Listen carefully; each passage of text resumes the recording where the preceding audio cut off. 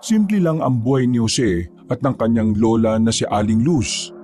Pero nagbago ang kanilang buhay nang dumating ang batang si Agiluz. Isang araw na natagpuan nilang naghihingalo sa gitna ng kagubatan. Kahit nataliwa sa paniniwala ni Aling Luz na may aswang na maaaring maging mabuti, may kung anong nagtulak sa kanya na ampunin ang bata. Sa paglipas ng ilang taon, 10 taon na ang batang aswang. Dito pa lang nila malalaman kung ano ba talaga ang tunay na nangyari nang magbalik na ang alaala ng bata. Ang bata pa lang ito ay ang tagapagmana ng espada ng mga aswang. Ang espada na papaslang sa masamang aswang na si Carlos. Papatayin ng mga masasamang aswang ang bata para wala nang gagamit ng espada. Sa ganitong sitwasyon, malalagay ang buhay ng maglola sa alanganin. Ganon din ang buhay ng karamihan. Ano nga kaya ang mangyayari sa kanilang kapalaran sa oras na makadaupang palad na nila ang mga aswang? Matutulungan kaya sila ng batang si Agiluz? O magtatagumpay ang kasamaan ng aswang na si Carlos? Ang kapalaran ng ating mga bida ay malalaman natin sa pagpapatuloy ng ating kwento. Dito lang sa nag-iisang tambayan ng ating nag-iisang channel, ang mga kwento ni Kabanong.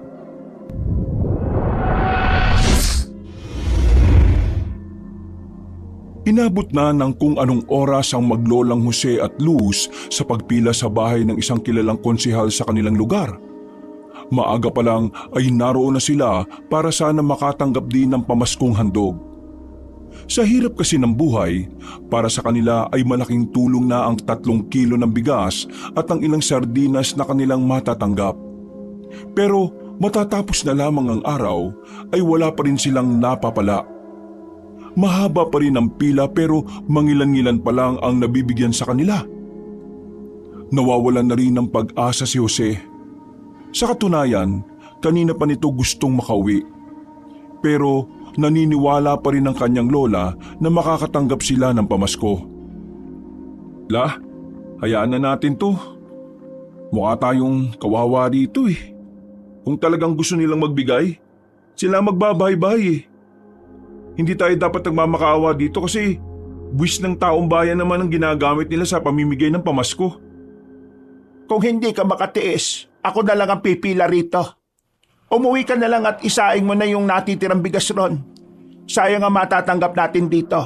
Hindi natin ito mabibili sa kinita ko sa pag-aalbularya. Sige na, La. Uwi na muna ako. Ako na lang muna mag-aasikaso ng kakainin natin. Uutang na lang muna ako kina Pedro ng sardinas. Ayusin mo ang saing mo ha. Baka mamaya latan na naman ang ibabaw tapos sunog ang ilalim. Sige na po, aalis na po ako.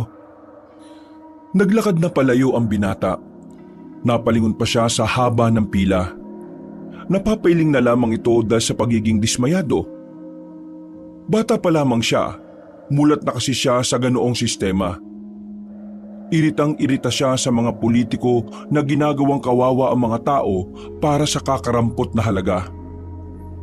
Busy tong mga to eh. Nung nangangampanya pa lang, ang babait. Nagagawa pang humarap sa mga tao.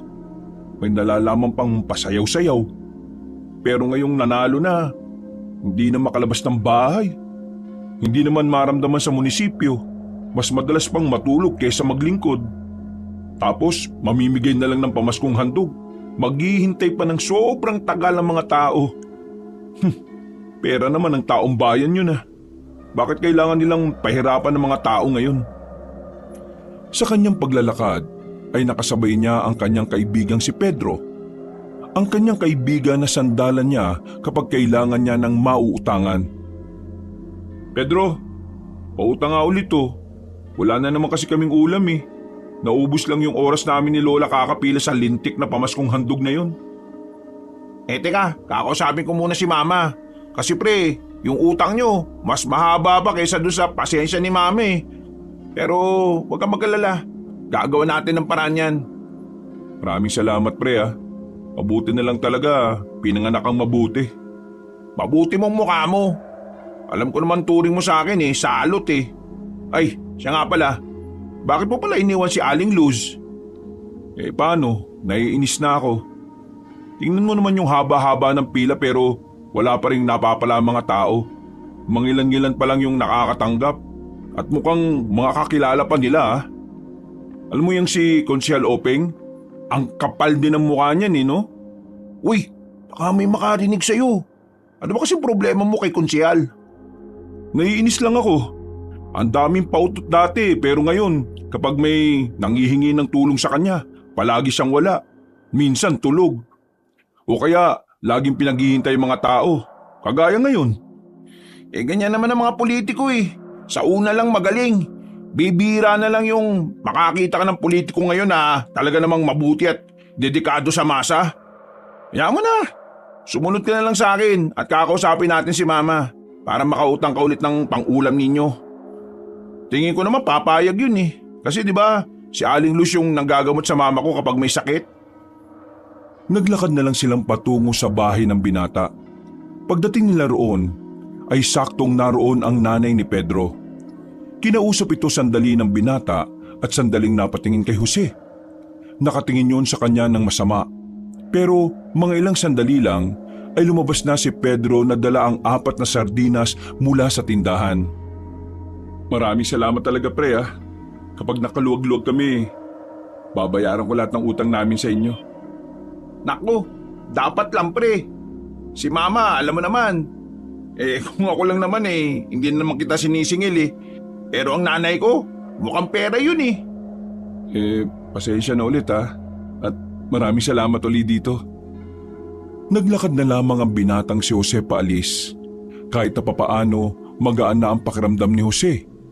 May sasalba na naman kasi nilang maglola ang gabing yon. Napabuntong hininga na lamang ang lalaki. Sa isip-isip niya, kailangan na talaga niyang makapagtrabaho ulit. 2 linggo pa lang siyang walang trabaho, ramdam na niyang mas lalong humirap ang kanilang buhay. Pagdating niya sa kanilang bahay ay agad siyang nag-asikaso ng panghapunan nila. Makalipas lang ang ilang minuto, dumating na rin ang kanyang lola. Dismayado ang matanda, walang dala na kahit na ano. Umupo ang kanyang lola sa harapan ng pinto at saka bumuntong hininga. Agad namang napakamot ng ulo ang binatang si Jose. O di ba la? Napagod lang kayo sa wala? Sinasabi ko naman kasi sa inyo na huwag nyo nang suportahan yung tukmol na konsyal natin na yun eh. Niluklok nyo pa kasi sa pwesto tapos ayan, yan ang napala nyo. Manahimik ka nga. Wala namang magagawa yung mga sinasabi mo eh. Alam mo la, kung anong problema sa inyong matatanda, hindi nyo kayang tanggapin ang opinyon na mas nakababata sa inyo. Tingnan nyo nga nangyari Kayo matatanda ang nagpanalo sa mga ganyang klaseng politiko. Pero sino ang magdurusa dyan balang araw? Ang mga kabataan. Kayo matatanda naman kasi, ayusin nyo naman kasi yung pagpili ng politiko. Sinayawan lang kayo, binoto nyo na kagad. Gwapo lang, binoto na kagad.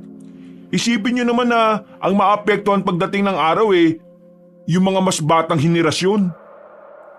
Huminga na lamang ng malalim ang matandang si Luz. Hindi na ito nakapagsalita pa dahil alam din naman nitong may punto ang kanyang apo. Matalino naman kasi talaga si Jose pagdating sa usaping panlipunan. Madalas pa nga, ang binata ang nanenermon sa kanyang lola tungkol sa mga pananaw pagdating sa politika. La, pasensya na baka mamaya sumama na naman ang loob niyo sa akin. Tama naman ang sinabi mo Kasalanan ng matatanda kung bakit may mga politikong gaya ni Konsyal Openg. Basta, hindi na ako boboto ng ganun sa susunod. Mas pag-iigihan ko na ang pagpili. Yan ang gusto ko sa inyo, Le. Nakikinig ka sa apo mong pogi. Sus, pinagsasasabi mong pogi. Wala ka pang may pakilala sa akin na babae? Natawa na lamang silang maglola noong mga sandaling yon. Maya-maya ay sabay na rin silang kumain. Matapos yon, si Jose na rin ang nagkusang linisin ang kanilang kusina sa labas. At isinabay na rin niya ang bakuran nilang ilang araw ng walang walis-walis. Dakong 10:00 ng gabi, muli siyang lumabas ng bahay. pupuntahan niya sana si Pedro sa tindahan para sana makitambay. Pero nang mapadaan siya sa isang daan na medyo madilim na, napansin niya ang isang truck na nakatigil doon. Yun ang unang pagkakataon na meron siyang nakitang truck sa madilim na daan na yon. Karaniwan kasing sa kabila dumadaan ng mga sasakyan at ang daan na yon ay para lang talaga lakaran ng mga tao. Nung una, nag-alangan siyang lumapit. Umandar kasi ang makina ng sasakyan kaya inisip niya na merong tao roon. Tamang hinala siya na baka bigla na lang siyang dukutin ng mga naroon at gawing giniling. Ganoon na ganoon kasi ang kumakalat na kwento dati sa lugar nila. May mga taong dinudukot at ang laman nito ang ginagawang giniling na siya namang binebenta sa black market. Ano na naman kayang meron dito sa truck na to? Ngayon ko lang to nakita. Naglakad siya sa gilid. Maraan siyang lumapit doon at napansin niyang walang katao-tao sa loob. Pero naramdaman niyang tila may laman ang container truck na yon. May gumagalaw sa loob. At laking pagtataka niya nang marinig ang tila mabangis na hayop na naroon. Gagi! Anong meron dito? Hindi ko rin alam eh. Munti ka nang mapasigaw si Jose nang marinig ang tinig na yon. Pero nakahinga siya ng maluwag nang mapagtanto na si Pedro lang pala ang nasa likod niya. Huy! Wisit ka! Munti ka na akong atakin sa puso dahil sa ginawa mong bisit ka eh. Yan ba ginagawa mo dito? Ikaw ang dapat kong tanongin yan. Bakit ka narito? Pre, 2 gabi ko nang napapansin yan dito. Kaya ngayon nandito ako ulit. 2 beses? Ibig sabihin, meron din yan kagabi? Oo, kagabi kasi napadaan lang naman ako dito para sana manghuli ng gagamba. Yung pamangkin ko kasi makulit eh. Gusto ng gagamba. Tapos ayan, nakita ko yan. Alam mo, medyo kabado ako sa laman ng truck na yan eh. Parang may laman na mabangis na hayop. Oo, narinig ko nga rin kanina eh. Pero, ayan pa rin ba yung truck na nakita mo kagabi? O iba na yan? Iba na yan. Tingin ko kada gabi, iba-ibang truck pumaparada dyan. Ano naman kayang laman yan? At sino naman kayang may-ari ng truck na yan? Gusto mo bang hintayin natin na bumalik yung mga nagmamaneho niyan? Meron? Anong meron? Malamang meron. Paano makakarating yan dyan kung walang nagmaneho? Ay, oo nga no. Nasan nga? Wala naman eh. Ihintayin nga natin. Baka mamaya may ginagawa na pala silang illegal dito sa lugar natin eh. Di, susumbong natin. Tayo ngayon ang bida. Sira ulo. Mag-isip ka nga. Kung illegal nga yan, di malamang masasamang tao may pakanan yan. Kapag nagsumbong tayo, malalagay sa alanganin natin ang buhay natin. Ay, oo nga no. Nanahimik ang dalawa nang mapansin nilang may mga lalaking paparating. Naka-flashlight ang mga yon kaya dumapa na lamang sila sa kanilang pinagtataguan. May daladalang isa pang truck ang mga lalaki. Mas malaki kumpara sa truck na nakaparada lang sa gilid. Nang nasa harapan na nila ang mga yon, nakita nilang binuksan na ang truck na maliit. Tulong-tulong ang 7 lalaki na maibaba ang malaking kahon na yari sa isang kahoy. Nang sinasampan na nila yon sa kabilang truck, muling narinig ng magkaibigan ng kakaibang angil mula sa loob ng kahon. Dalhin nyo na yan roon. At nang maidagdag na sa koleksyon ni boss. Makainin nyo ng maayos yan ha. Nagmamadaling umalis sa mga lalaki at minaneho na rin ang 2 truck. Noong mga sandaling yon, mas lalong naginala ang magkaibigan na baka nga iligal ang ginagawa ng mga kalalakihan. Tingnan mo, ano kaya nasa loob ng kahon na yun? Leon? Tigre? Hindi siya tigre pre. Hindi rin leon. Hindi mo ba napapakinggan ng maayos? Para siyang ibang nilalang eh. Yung angil niya parang angil ng taong nababaliw eh. Angil ng taong nababaliw? Paano ba yun? Pakita mo nga. Ay naku, bala nga sa buhay mo. Ang mabuti pa, umalis na lang tayo dito baka mamaya may makakita pa sa atin dito. Naglakad na lang paalis ang 2 lalaki. Hindi na lang nila ganong pinagtuunan ng pansin yun. Pero nang makabalik na si Jose sa kanilang bahay at nakahiga na rin, saka pa lamang siya napaisip sa nakita nila. Sa hindi malamang dahilan, Tila mas lalong nabuhay ang interes sa kalooban ng binata para malaman kung anong meron doon. Masyado siyang nilalaman ng kuryosidad. Kaya sa mga sumunod na gabi, nagkasundo silang magkaibigan na balikan yon. Pero wala na silang nakikitang truck doon. Kahit na gabi-gabi nilang dinadalaw ang lugar na yon, hindi na nila ulit nasilayan ang kanilang inaasahan. Palagay nilang dalawa, nakaramdam ang mga lalaki na merong nakakita. Bilisan mo naman kumilos. Diyos ko naman no. Kalalaki mong tao para kang babae kumilos. Sandali lang naman la, nagsusuklay pa nga yung tao eh. Nung hapon na yon ay aalis ang maglolang Jose at Luz. Pupuntahan nila ang kakilala ni Aling Luz na si Mang Maximo. Ayon sa pagkakaunawa ni Jose, si Mang Maximo ay dati raw di umano nakipaglaban sa mga aswang. Matagal na itong natenga sa pagiging manunugis mula nang hindi na lumitaw pa ang mga nilalang na iyon.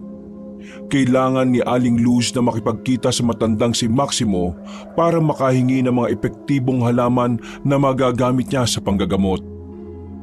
Makalipas ang 10 minuto, natapos na rin ang pagsusuklay ni Jose. Iritang-irita sa kanya ang lola niya. Para kasing sobrang halaga ng buhok para kay Jose tuwing aalis sila. Kung tutuusin ito, ang buhok ay parang mas mahalaga pa ito sa oras na nasasayang kakahintay sa kanya.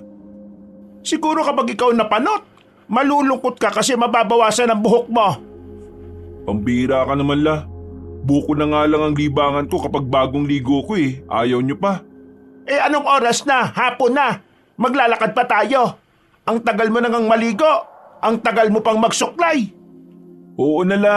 Aalis na nga po tayo eh. Huwag ka na magmaktol. Inalalayan na lamang ni Jose ang kanyang lola para makapaglakad palabas ng kanilang bakuran. Hindi naman kalayuan ang kanilang lalakarin. Pero dahil may mga parting paakyat dahil medyo bulubundukin ang kinaroroonan ni Mang Maximo, batid ng binata na magbubuhat na naman siya ng matanda. Makalipas ang ilang sandali, paakyat na rin sila sa lugar ni Mang Maximo. Isang baryo din yun na kagaya ng sa kanila. Marami na ring tao at kabahayan. Naabot na rin doon ng supply ng kuryente at tubig.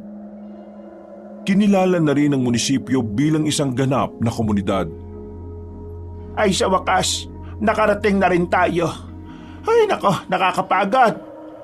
Wawa, napagod ka pa sa lagay na yan ha. Eh nakapasan ka lang naman sa likod ko. Ang ibig ko sabihin, kawawa ka naman kasi napagod ka. Ay nako, tayo na nga la. Puntaan na natin yung bahay ng Mang Maximo. Baka abutin pa tayo ng gabi. Naglakad na ang dalawa at hindi nagtagal, nakarating na rin sila roon. Inabutan nilang nag-iinom ng lambanog ang matandang lalaki. Namumula na ang mukha nito. Sigurado ka ba la? Mukhang lasing na si Mang Maximo eh oh. Makakausap pa ba natin niya na matino? Hindi nalalasing ng alak si Maximo. Kilalang kilala ko ng lalaking yan.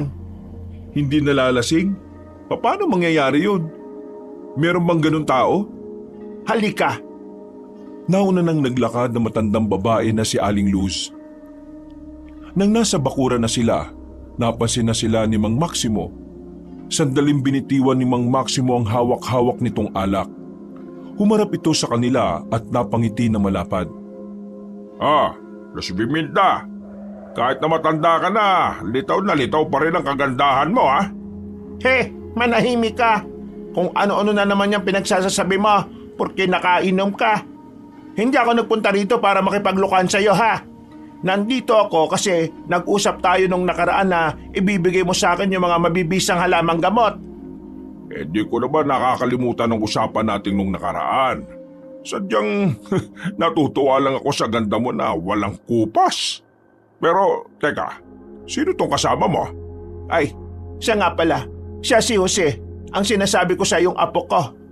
Jose, alam mo bang itong lola mo sobrang ganda nung araw? Isa ako sa mga nanligaw dyan kaso binasted ako nito Sinagot niya yung lolo mo. Siyempre, mapagparaya naman ako kaya hinayaan ko na lang. Hoy, ano ba? Pag-uusapan pa ba natin yung nakaraan? O pag-uusapan natin yung ipinunta ko rito? Ikaw naman, mainipin ka talagang tao. O sige na, Jose. Iwanan mo na muna kami.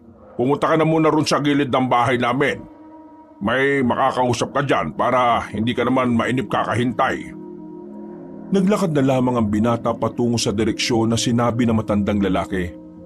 Pagliko niya sa gilid ng bahay, nakita niya ang isang dalagang maputi.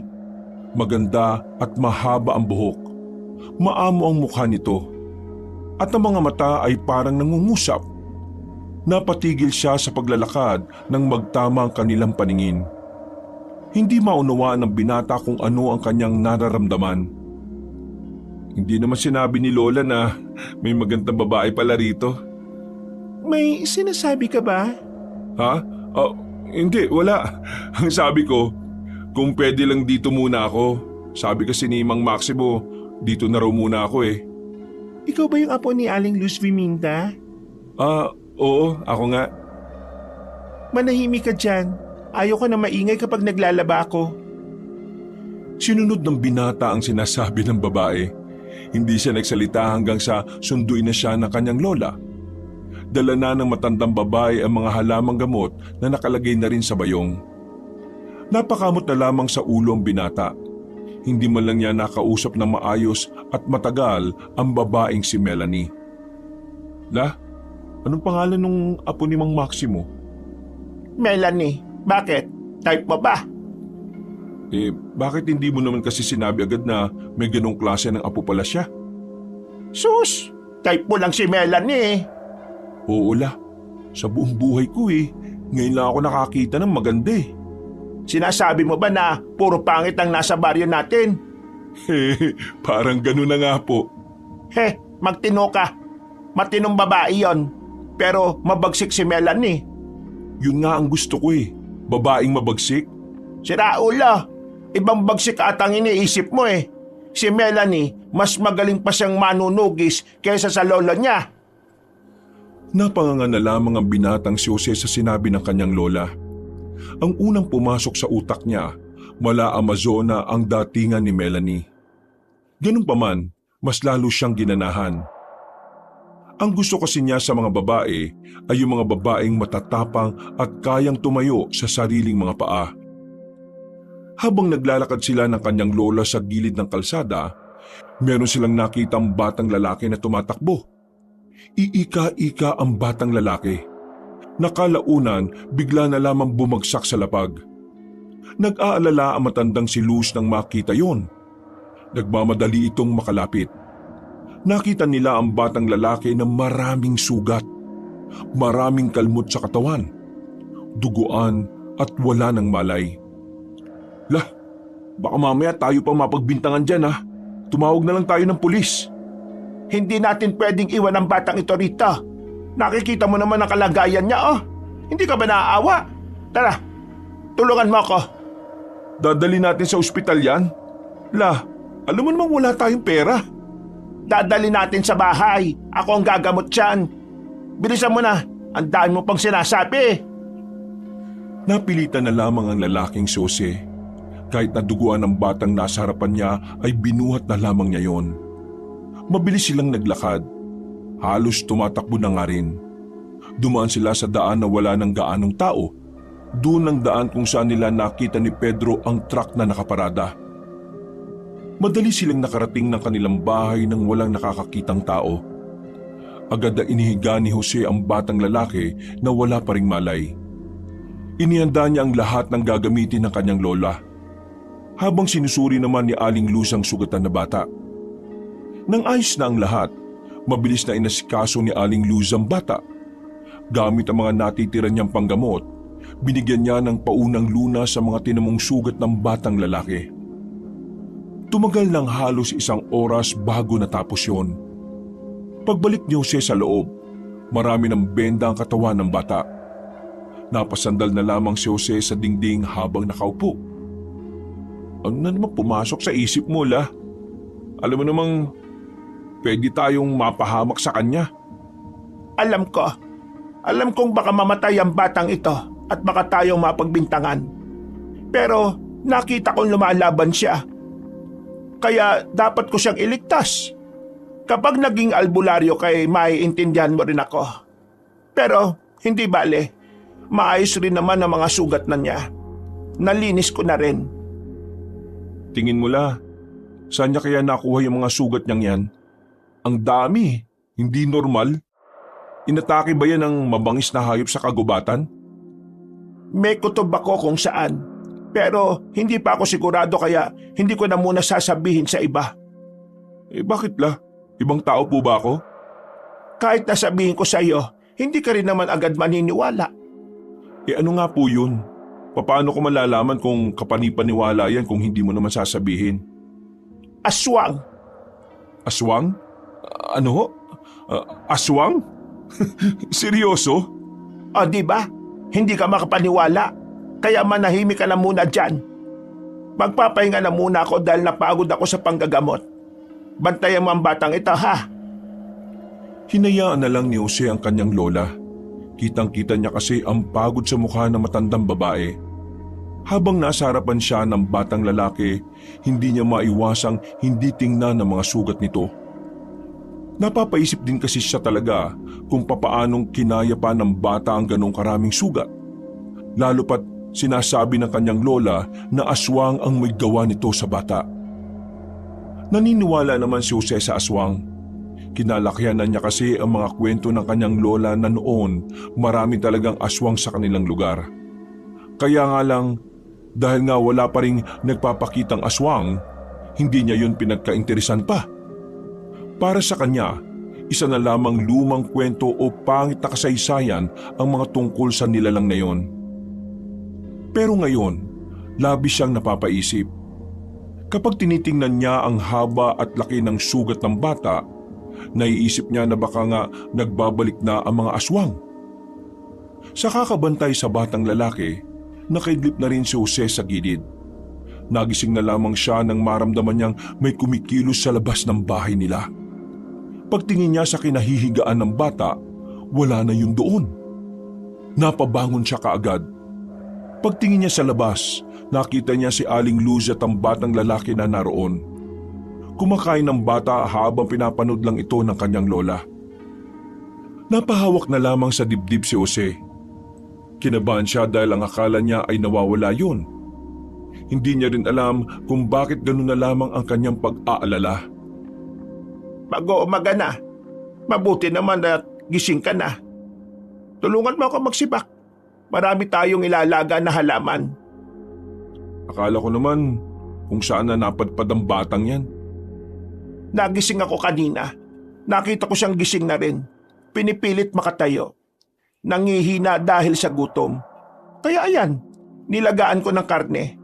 Buti na lang napadaan dito si Maximo. Binigyan ako ng baboy. Yung kalahati, pinakain ko rito. Yung kalahati, ulam natin mamaya. Hey bata, ano bang pangalan mo? Tumingin na muna sa kanya ang batang lalaki na parabang inaalam kung mabuting tao siya. Tumingin din ito sa kanyang lola at bigla na lamang nagkaroon ng pagkabahala sa muka. Huwag ka mag-alala, mabuting tao si Jose. Mukha lang hindi. Wow, grabe ka la. Agilus po ang pangalan ko. Agilus? Ang gandang pangalan ah. Tagasan ka ba? Hindi nakapagsalita ang bata. Parang nag-isip na ito ng malalim. Pero umiling-iling na lang ito sa kanya. Wala siyang naaalala maliban na lang sa pangalan niya. Nagkaroon siya ng amnesia? Oo, tama. Napalingon si Jose sa gilid nang marinig niya ang mahinahon at magandang boses ng dalaga. Hindi na niya naiwasang hindi mapangiti. Ang makita si Melanie bago sumikit ang araw ay magandang senyales para sa kanya. Pwedeng nawalan siya ng alaala dahil sa dami ng sugat na natamo niya. Bukod pa ron, bugbog din ang katawan niya at ang kanyang ulo ay nadali rin. Hindi natin alam kung gaano katagal bago siya may maalala. Makakasama natin si Melanie sa pagbabantay at pag-aalaga sa batang ito. Dito na rin muna siya titira. Po? 2 taong inampun natin? Kung itong si Melanie lang, ayos lang sa akin eh. Pero kasama pa itong batang to? La, Hirap na nga tayong makakain ng dalawa lang tayo eh. Isasama pa natin tong batang ito. Ano bang pangalan yan? Agilus? Huwag ka mag-alala dahil dito na rin muna ako titira. Kami na ni Lolo Maximo ang sasagot sa lahat ng gastusin. Ang mahalaga, mabantayan ng batang yan at masigurong ligtas siya sa puder natin. Teka, sandali lang. Bakit ba parang sobrang ingat na ingat kayo rito sa batang to? Bilyonaryo ba ang tatay nito? Hindi, pero maraming humahabol sa kanya dahil sa kakaiba niyang katauhan. Ha? Sa ngayon, magiging magulo pa sa iyo ang lahat. Kaya manahimik ka na lang muna at subukan mong intindihin ang sitwasyon. Bumuntong hininga na lamang ang lalaking si Jose. Iniisip na lamang niya na maganda na rin ang nangyari. Ang mahalaga, makakasama na niya sa iisang bahay ang magandang babae na si Melanie. Kinaumagahan, agad niyang kinuwento sa kanyang kaibigan ang mga nangyari. Kahit si Pedro ay hindi rin makapaniwala na sa wakas, meron na rin magandang babae sa kanilang baryo. Ayos! Jackpot ka pre! Makakasama mo pa sa iisang bahay ha? Araw-araw mong makikita. Sigurado, araw-araw ka rin mag-aano. Uy, naan mo nga ang boses mo. Baka mamaya marinig ka pa ng mga tambay dyan eh. Mapormahan pa si Melanie. Pero pre, may kukwento rin ako sa iyo ha. Saka na yan, good mood ako ngayon eh. Yung truck na inaabangan natin kagabi nandun ulit. Sa pagkakataon na yon pre, narinig ko na naman yung angil ng mabangis na hayop. Napahinga na lamang ng malalim si Jose.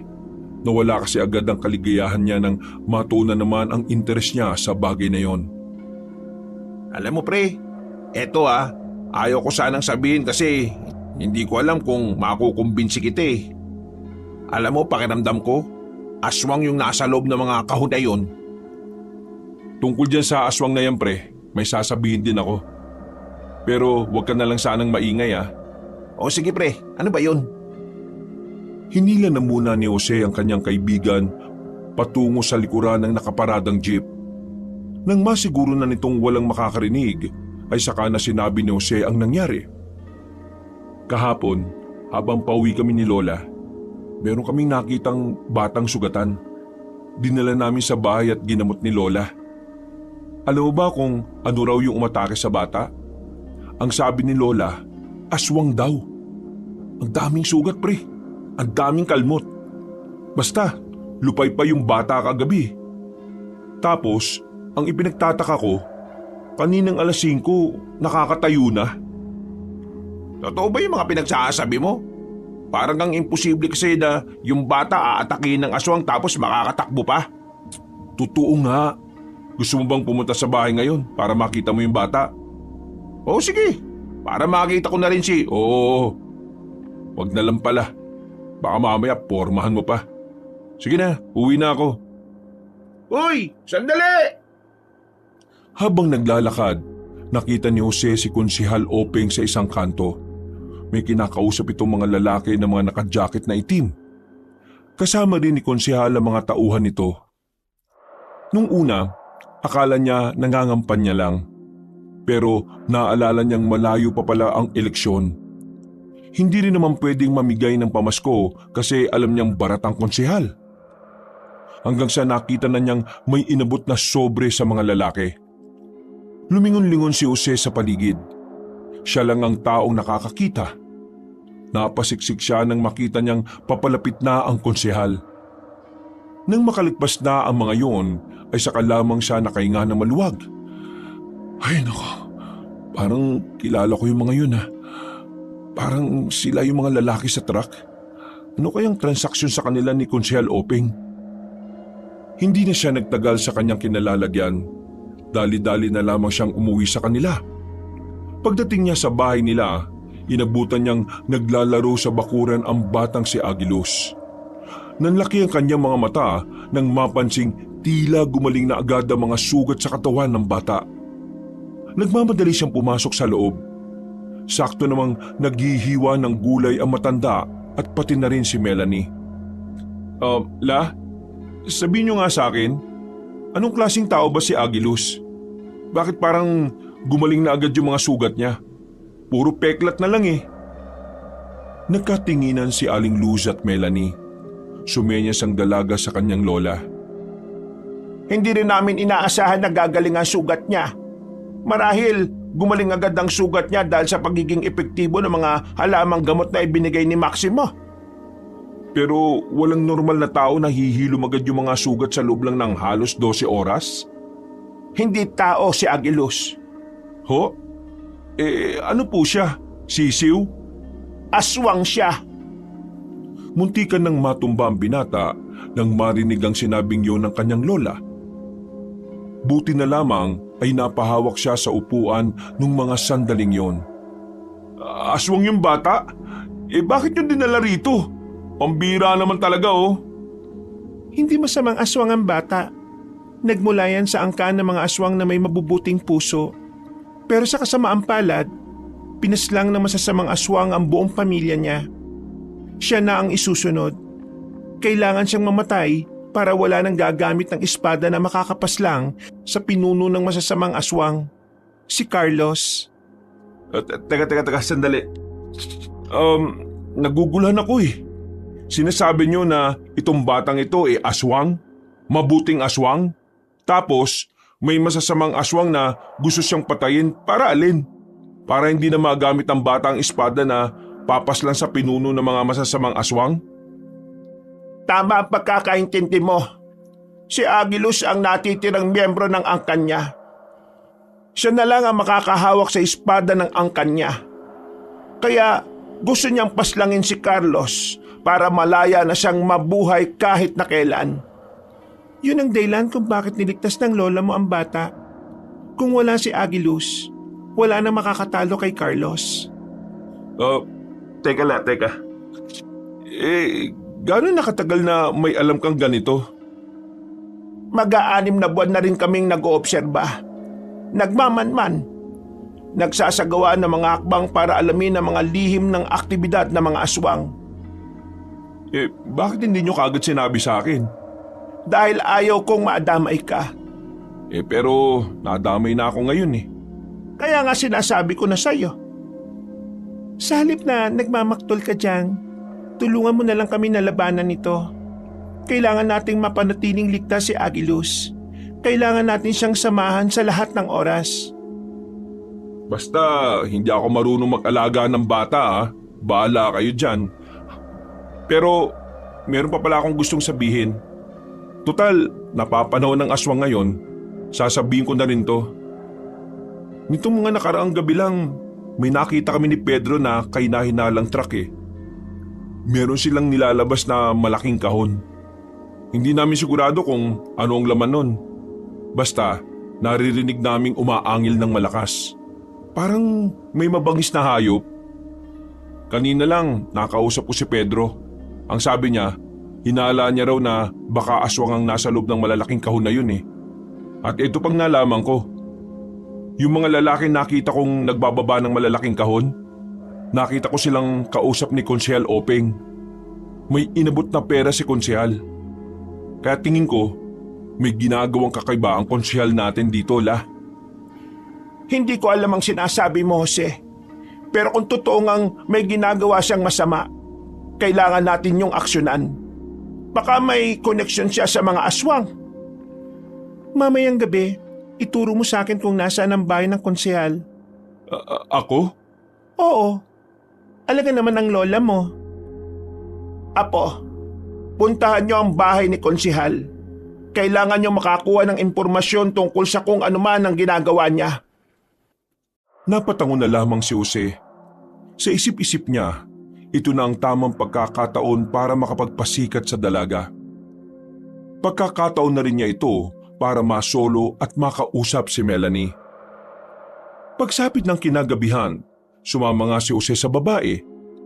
Pasimple silang naglakad patungo sa kinaroroonan ng bahay ng konsehal. Wala nang mga nakapila roon para sa pamaskong handog. Nagsawa na kasi ang mga tao. Malaki pala talaga ang bahay ng konsehal na ito. Siguradong meron ngang itinatago ito sa loob. Sigurado ka bang kaya natin to? Natutuwag ka ba? Hindi ah. Bakit? Kahit ako nga lang kaya ko na ito eh. Kung binabalak mong magpasikat sa akin, pakiusap wag na. Baka mabulilyaso pa tayo. Sumunod ka lang sa akin. Wala kang ibang gagawin kundi sumunod sa akin. Naintindihan mo ba ako? Tumango-tango na lamang si Jose na para bang bata. Nang makakuha na sila ng tiyempo, mas lumapit pa sila sa bandang gilid ng malaking bahay. Bagyang madilim yon, kaya mas naging madali para sa kanila na lumapit. Noong mga sandaling yon, aminadong kabado si Jose. Yung kasi ang unang pagkakataon na gagawa sila ng ganoong klase ng bagay. Pero dahil kasama niya ang dalaga, pinipilit na lamang niyang magmukhang matapang. Hindi niya hahayaang ma-turn off sa kanya si Melanie. Nang makarating na sila sa bandang dulo, nagkaroon na rin sila ng pagkakataon na makapasok. Inakyat kasi nila ang pader. Nang nasa likuran na sila ng bahay, nasipat nila sa loob si Konsehal Openg na may kausap sa telepono. Lumapit sila ng bahagya para marinig ang sinasabi ng matandang lalaki. Narito na ang mga alaga natin. Baka sa makalawa, makakausap ko na rin ang mga bayar nito. Dadali nito sa ibang bansa. Solido ito pare. Dito lang sa Pilipinas nakakakuha ng ganito. Paano namin nahuli? Hindi namin hinuli. Yung mismong tribo nila ang nakakausap namin. Sa kanila kami mismo kumukuha. Sila mismo ang nagbibigay sa amin ng kapwa nila. Tapos ibinebenta namin ng triple. Oo, totoo. Totoo mga aswang ang nakakausap namin.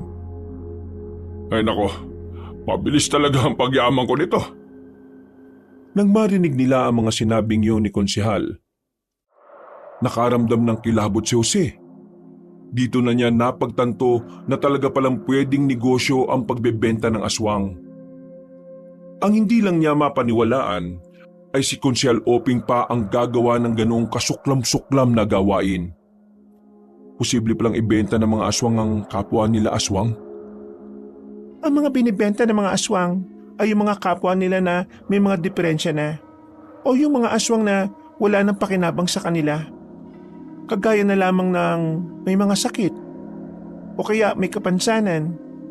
Hindi sila magbebenta ng aswang na alam nilang mapapakinabangan pa nila.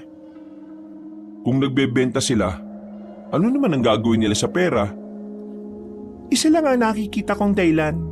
Gagamitin nila ang pera para makapagparami. Para magkaroon ng mga bagong aswang na gagamitin nila laban kay Agilus. Ha? Anong gagawin natin ngayon? Kailangan malaman ito ni Lolo. Kailangang may handa kagad ang mga manunugi sa nalalapit na laban.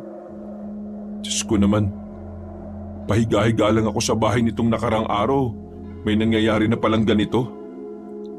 Ikaw, kailangan mo magsanay. Kailangan mong tumulong. Kung gusto mong mapansin kita, dapat magkaroon ka ng kwenta sa misyon na ito. Ha?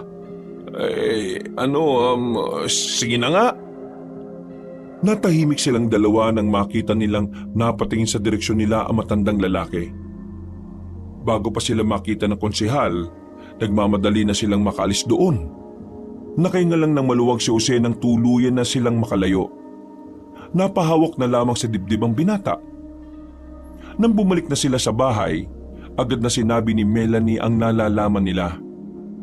Maya-maya lang, umalis ito para ihatid ang balita kay Mang Maximo. 3 na lamang silang naiwan sa bahay kasama ang batang si Agilus. Gusto ko pong humingi ng tawad. Hanggang ngayon, hindi ko pa rin po alam kung saan ako nagmula eh. Pero ang pagkakaalam ko po, aswang po talaga ako. Hindi ka naman namin minamadaling makaalala. Pero kapag nakaalala ka na, ituturo mo sa amin kagad kung nasa ng espada na makakapas lang sa pinuno ng mga aswang. Tutulungan ka naming makuha yon. Kumusta na mga sugat mo? Magaling na po ang mga sugat ko. Ganito po pala kapag aswang, mabilis gumaling ang sugat. Espesyal na aswang ka, iho. Kaya nagpapasalamat ako dahil napunta ka sa kabutihan. Pwede ko po ba kayong tawaging Lola? Hoy, ako lang ang nag-iisang apo niyan, no? Oo naman, pwedeng-pwede. Total, nakakamiss din naman na magkaroon ng apo na bata. Hindi yung matanda na pasaway. Kung kaya pasaway dyan la, bumoboto ka ng mga maling politiko eh. Pinapangako ko po na kapag bumalik na ang alaala ko, tutulungan ko po kayong talunin ng mga masasamang aswang. Ay huwag ka magmadali. Kailangan mo lang magpahinga. Sa ngayon, kami na muna ang bahala. Hinaplos sa matandang babae ang buhok ng batang si Agilus. Napangiti naman ang bata. Kinabukasan, nabigla na lamang si Jose nang dumating si Mang Maximo kasamang iba pa nitong mga miyembro na manunugis. Ayon sa matandang lalaki, ang hapon na yun ang itinakdang araw para pigilan ang transaksyon ni Konsyal Openg dun sa mga aswang. Kahit na ayaw sumama ni Jose, napilitan na lamang siyang sumama dahil naroon si Melanie. Naglakad sila patungo sa bahay ng konsehal. Sinubukan pa silang pigilan ng mga tauhan nito pero walang nagawa ang mga iyon nang maglabas ng mahahabang katana ang mga manunugis. Nasaan ang ama niya? Hindi pa man nakakasagot ang pinagtanungan nilang kasambahay, bumaba na sa hagdan ng matandang lalaki na si Openg. Humarap ito sa kanila ng nakasimangot at salubong ang kilay. Anong ibig sabihin nito? Bakit kayo pumasok sa bahay ko nang hindi nagpapaalam? Alam niyo bang trespassing ang ginagawa niyo? Pwede ko kayong kasuhan. Hindi mo ba muna tatanungin kung ano ang pinunta namin dito? Ano nga ba ang pakay ninyo rito? At bakit niyo binubulabog ang bahay ko? Ang pakay namin dito ay walang iba, kundi ang mga alaga mong itinatago mo at ibinebenta mo sa ibang bansa. Ha? Anong pinagsasabi nitong tao na to? Teka nga. Sino ka ba? Hindi mo ba ako kilala? Ako ang konsehal sa baryong ito. Wala akong pakialam kung sino ka pa. Itinutok ni Mang Maximo ang mahabang katana sa liig ng matandang si Openg. Nang dahil dito, nakaramdam na rin ng takot ng konsehal. Melanie, hindi naman niya agad papatayin yan, di ba? Hindi nagsalita si Melanie. Sinenyasan lang siya nito na manahimik sa gilid. Ano bang problema? Wala naman akong kasalanan sa inyo Sa amin wala, pero sa mga tao meron. Alam mo bang nilalagay mo sa alanganin ang buhay ng lahat dahil sa ginagawa mo? Ano ba kasing ginagawa ko? Nagtatago ka ng aswang at ibinebenta mo sa ibang bansa. Nanlalaki ang mga mata ni Mang Openg. Kahit na halatang halata na sa mukha nito, hindi pa rin ito umaamin. Anong tinatagong aswang? Anong aswang? Walang aswang. Hindi naman totoo yung aswang na yan Kung hindi ka aabil wala na akong magagawa. Inambana ni Mang Maximo ang kanyang katana. Akmang tatagain na nito sa liig ng konsehal nang bigla itong sumigaw. Oo na. Amin ako. Aamin ka rin pala, ang dami mo pang sinasabi. Ituro mo sa akin kung nasaan ang mga aswang. Bilisan ba? Oo na. Pero pwede bang ibaba mo muna yung katana na yan? Tataas ko ulit sa leg mo yan kapag kumulit ka. Bilisan ba? Nauna nang naglakad ang konsehal, sinundan naman nila yon. Meron silang pinasukan na isang silid. Sa silid na yon ay may sikretong lagusan sa ilalim ng carpet. Bumaba sila roon. Kasama pa rin si Jose, na sa mga sandaling yon aminadong nawiwindang sa mga kaganapan. Hindi niya inakala na sa wakas, makakaganti na rin siya sa mga araw na pinagmukha silang kawawa ni Konsehal Openg. Pagbaba nila roon, nakita nila ang malawak na underground. Naroon ang iba't ibang uri ng aswang na nakalagay na sa loob ng matibay na aquarium. Kahit si Jose, hindi rin makapaniwala sa kanyang mga nakita. Hindi niya inakala na makakakita siya ng isang aswang na hindi gaya ni Agilus. Ito na ba lahat yan? Oo, ito na lahat. Wala na akong tinatagong iba. Ito na talaga. Pwede bang magtira kahit dalawa? Business ko kasi. Manahimik ka! Konsyel ka pa naman pero napakawalang kwenta mong tao. Mas mahalaga pa sa yung pera kaysa kaligtasan ng mga tao. Nakakaya ka! Lo, Simulan na natin ang pagpatay sa mga aswang na yan. Sandali lang, oy! Anong makulit kung ayaw mong isunod kita sa mga yan. Ang kapal din pala ng mukha mo, Konsyel, no? Ang barat mo na nga, may ginagawa ka pang katarantaduhan. At sino ka naman? Sino ko? Isa lang ako sa mga taong magiging masaya kapag wala ka ng posisyon. Sinimulan na ng mga manunugis na paslangin ng mga aswang sa pangunguna ni Melanie. Binuksan nila ang mga aquarium at nilagyan nila ng pausok. Makalipas lang ang halos 10 minuto, lahat ng aswang na naroon ay nagkandamatay na rin. Walang tinira kahit na isa.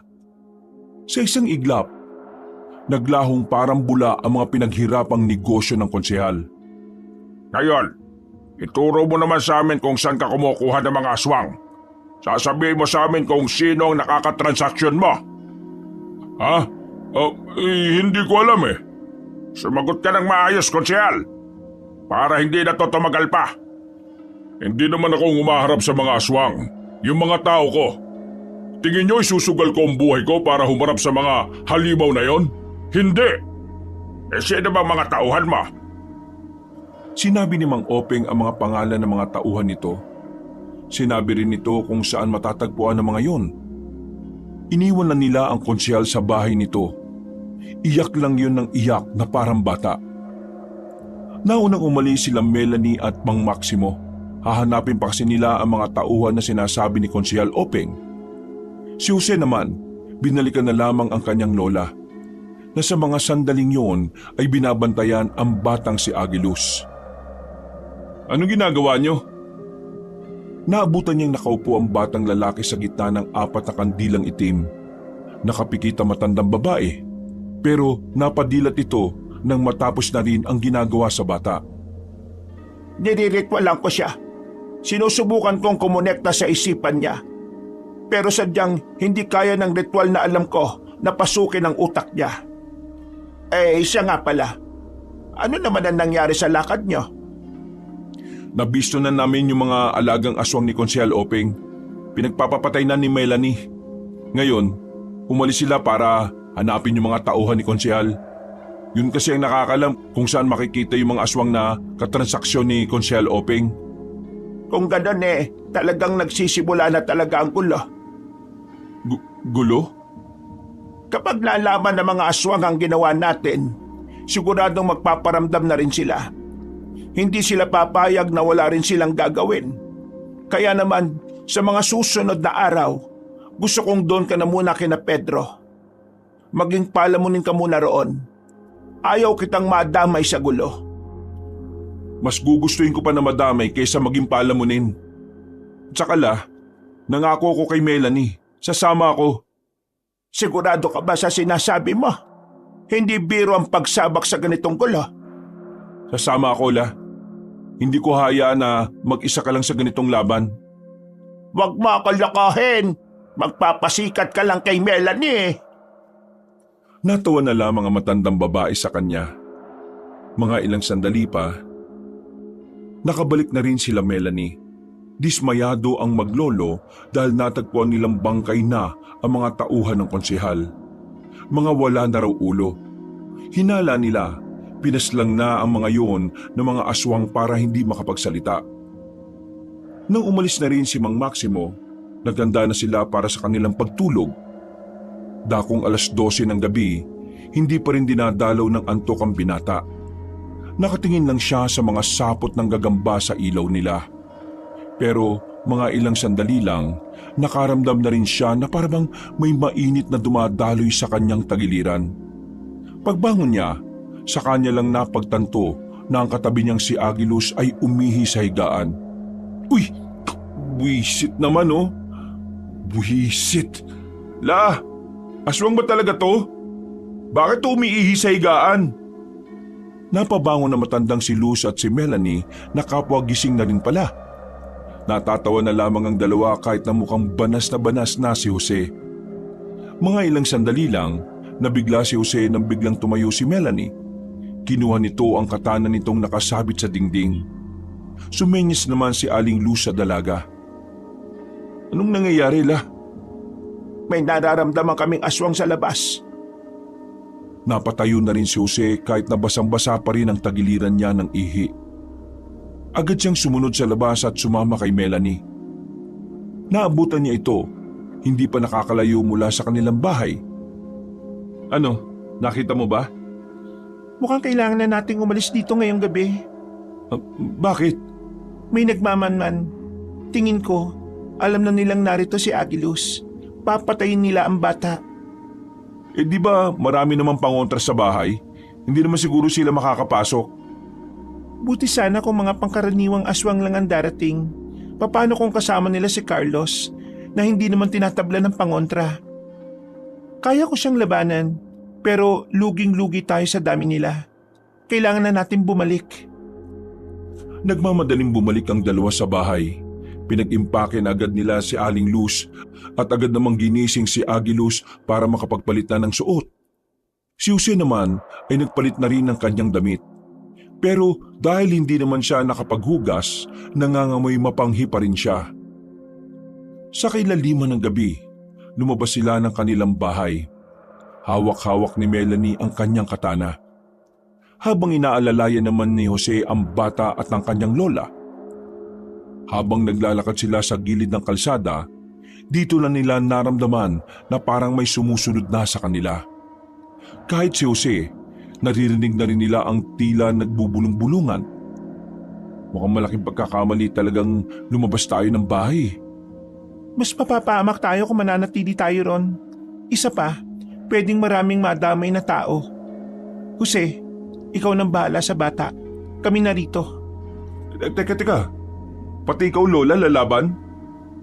Tingin mo, magdadala ako ng ita kung tutunga nga lang ako? Dali mo na si Agilus kay Lolo. Bilisan mo, mauna na kayo. Hindi na nagsayang pa ng pagkakataon si Jose. Dali-dali na siyang tumakbo paalis. Nang lumiko na sila sa gilid, nakita nilang may 3 lalaki na nakaupo roon. Kahina-hinala para kay Jose ang 3, kaya hindi siya dumaan doon. Nang lagpasan nila yon, nakita niyang sumusunod na ang 3 sa kanila. Kuya, baba mo na ako. Lalabanan ko sila. Magtigil ka. Bubwit ka pa lang, no? Malalaking daga na yon. Aswang din ako, kuya. Lalabanan ko sila. Huwag ka na nga makulit. Maabutan nila tayo kapag di ko sila nilabanan eh. Ay sus, ang kulit mo naman. Aray! Kinagat ng batang si Agilus ang braso ng lalaki. Nang mabitiwan niya ang bata, nakita ni Jose na nilabanan nga ng bata ang 3 aswang. Mabilis ang ginawang pagkilos ng bata. Para bang hindi ito nanggaling sa malalang mga sugat. Kumuha siya ng bato sa gilid para tulungan niya ang bata. Nilapitan niya si Agilus at binato sa mukha ang isang lalaking aswang. Tinamaan naman niya yon, dahilan para mapaatras ito. Aalis na sana mga yon pero hindi yun pinatakas ni Agilus. Pinagkakalmot ng bata ng mahahaba nitong kuko ang 3 aswang hanggang sa mamatay na ang mga yon. Ang bihira. Bata ka ba talaga? Bata lang po ako, pero ang batang aswang ay sobrang layo po sa mga normal na bata lang. Oo na. Tara na. Palis na sana sila ng mga sandaling yon. Pero natanong nilang may mga aswang na namang paparating. Pero sa pagkakataong yon, hindi na nila mabilang kung gaano yun karami. Wala silang ibang magagawa ng mga oras na yon kundi ang umatras. Hindi pa sila nakakalayo, may isang tricycle ang tumigil sa kanilang harapan. Pre, sakay na! Uy, Pedro! Bilis! Anak ng teteng oh!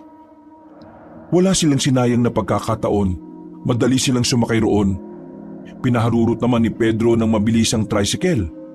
At dahil doon, hindi na nga sila nahabol pa ng mga aswang.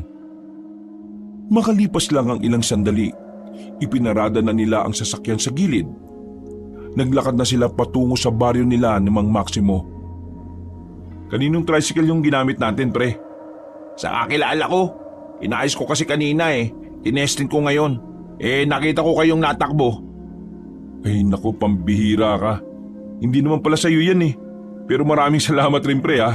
Kung hindi ka dumating, baka kung napano na kami. Yan ba yung sinasabi mong bata na inampon ni Aling Luz? Oo, si Agilus. Alam ko na pre, nakita ko kanina. Ang alin? Nasong ang batang yan, pero huwag ka mag-alala. Hindi naman ako natatakot sa iyo bata. Nakita ko kung paano mo labanan yung mga kapwa mo aswang kanina eh. Hindi po ako masamang aswang, pero hinahanap po ko ng masasamang aswang eh. Si Kuya Carlos po, siya po yung masama. Ano? Sino naman si Carlos pre? Base kina Lola, yun daw ang pinuno ng mga aswang ngayon. Oh, yun na pala sa bungad yung baryo nila Mang Maximo eh. Tara, bilisan na natin. Nagmamadali silang naglakad paakyat.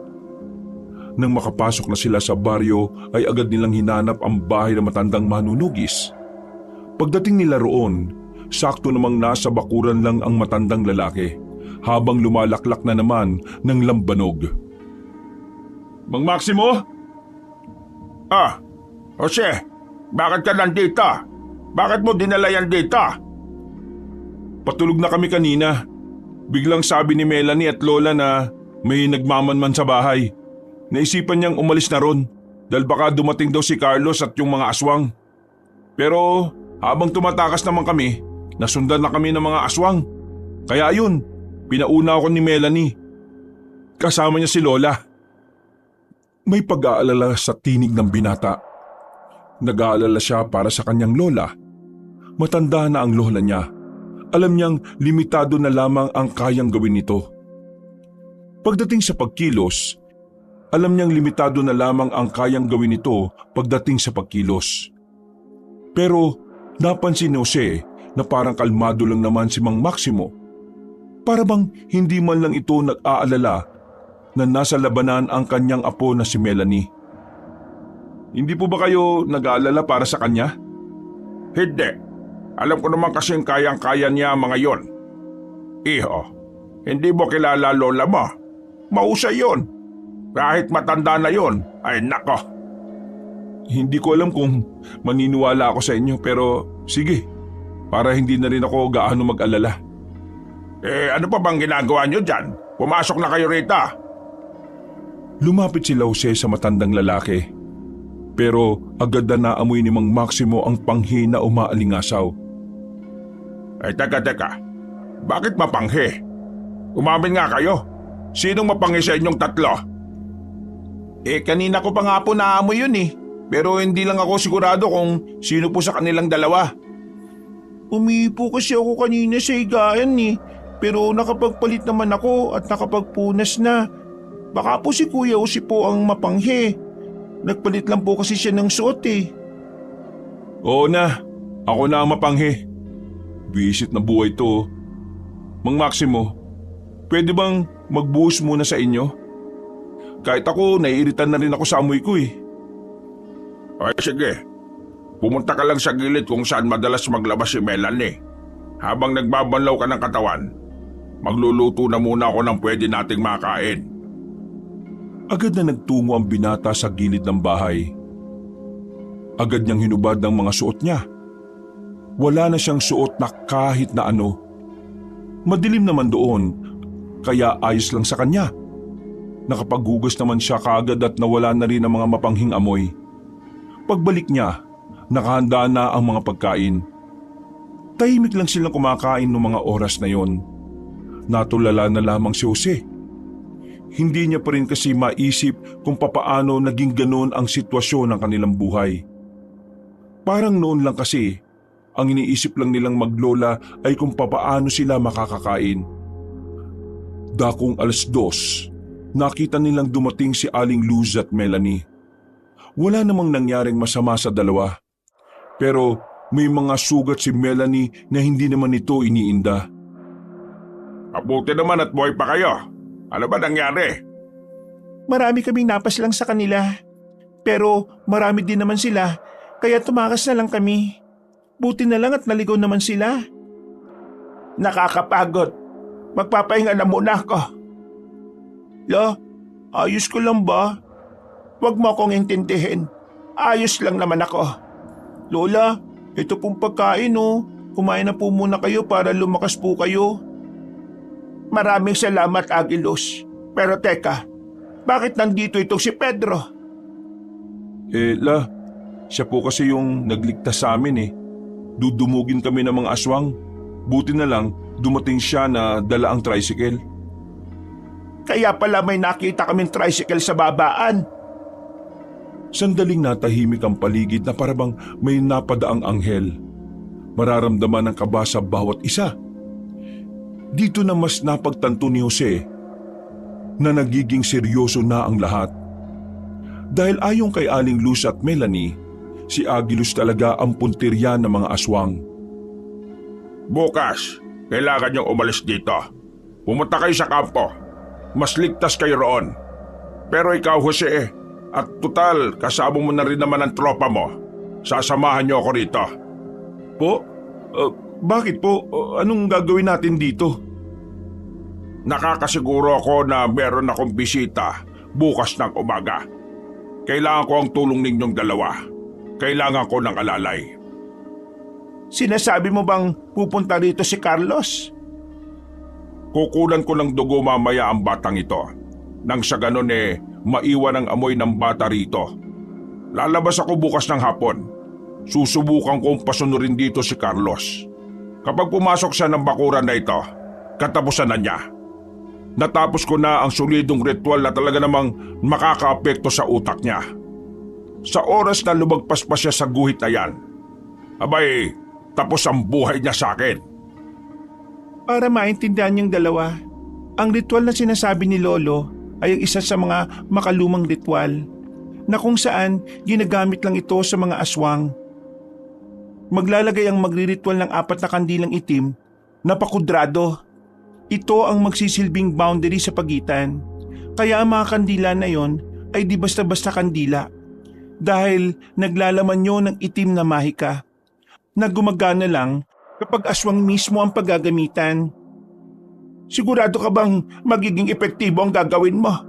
Hindi ka ba mapapahamak? Alam mo kung gaano kalakas ang aswang na si Carlos. Nag-aalala ka ba sa akin?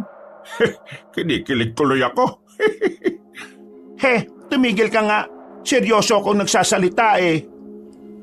Luz, pinaghandaan ko ang planong ito. Halos 1 taon ko rin itong inaral. Nakakasiguro ko na ito lang ang bukod tanging ritual na tatalab kay Carlos. Kung sakaling hindi tumalab, Jose, at ikaw kaibigan ni Jose, tumakbo agad kayo. Kasi katapusan nyo na rin doon. Nagtindigan ang balahibo ni Jose noong mga sandaling yon. Maging si Pedro ay hindi na rin nakapagsalita. Parang nagsisisi na si Pedro na napasama pa sa gulong yon. Sa pagkakaalala niya, sinusubukan lang naman niya ang makina ng tricycle na ginagawa niya. Pumasok na muna sila sa loob ng bahay. Habang ginagamot ni Aling Luz ang mga sugat ni Melanie, sinubukan naman ni Jose na makaidlip. Bagsak na kasi ang mga mata niya. Pero sa tuwing maaalala niya ang banta ng mga aswang, bigla siyang napapadilat. Nagiging tamang inala na siya sa bawat kaluskos na maririnig niya. Pakiramdam niya, anumang oras ay bigla silang malalagay sa panganib. Sa kakaisip ng kung ano-ano, hindi na namalayan ni Jose na nakatulog na pala siya. Paggising niya ay tirik na ang araw sa labas. Siya na lang pala ang natitirang nakahilata roon. Nasa labas na ang lahat at nagsisimula ng mag-almusal. Mabuti naman at gising ka na. Kanina pa kita ginigising pre, ayaw mong bumangon. Kaya kumain na lang kami kahit wala ka. Masaya naman kami kahit kami lang. Sira ulo. Sige na, maupo ka na at kumain na tayo. Nasaan naman si Melanie? Nandyan lang yon, may binili. Balita ko, may gusto ka sa apo ko ha. Huli ka na ba? Uy, ano bang klaseng tanong yan? Malamang oo. Nagtawanan na lamang sila ng mga sandaling yon. Kahit na papaano ay masaya naman ang kanilang umagahan. Pagkatapos noon, isinagawa na ni Mang Maximo ang pagkuha ng kaunting dugo sa batang si Agilus.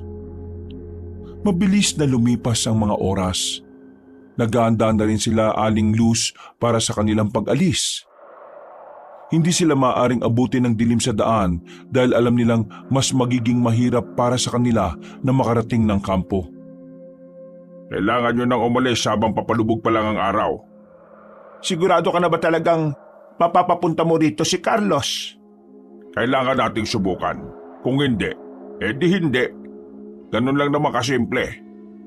Melanie, ikaw na ang bahala kay Luz at dito sa batang aswang, ha? Walang problema, Lo. Akong bahala. Jose, mag-iingat ka. Kasama naman namin si Mang Maximo kaya ayos lang naman siguro kami ni Pedro. O siya, sige na. Umalis na kayo.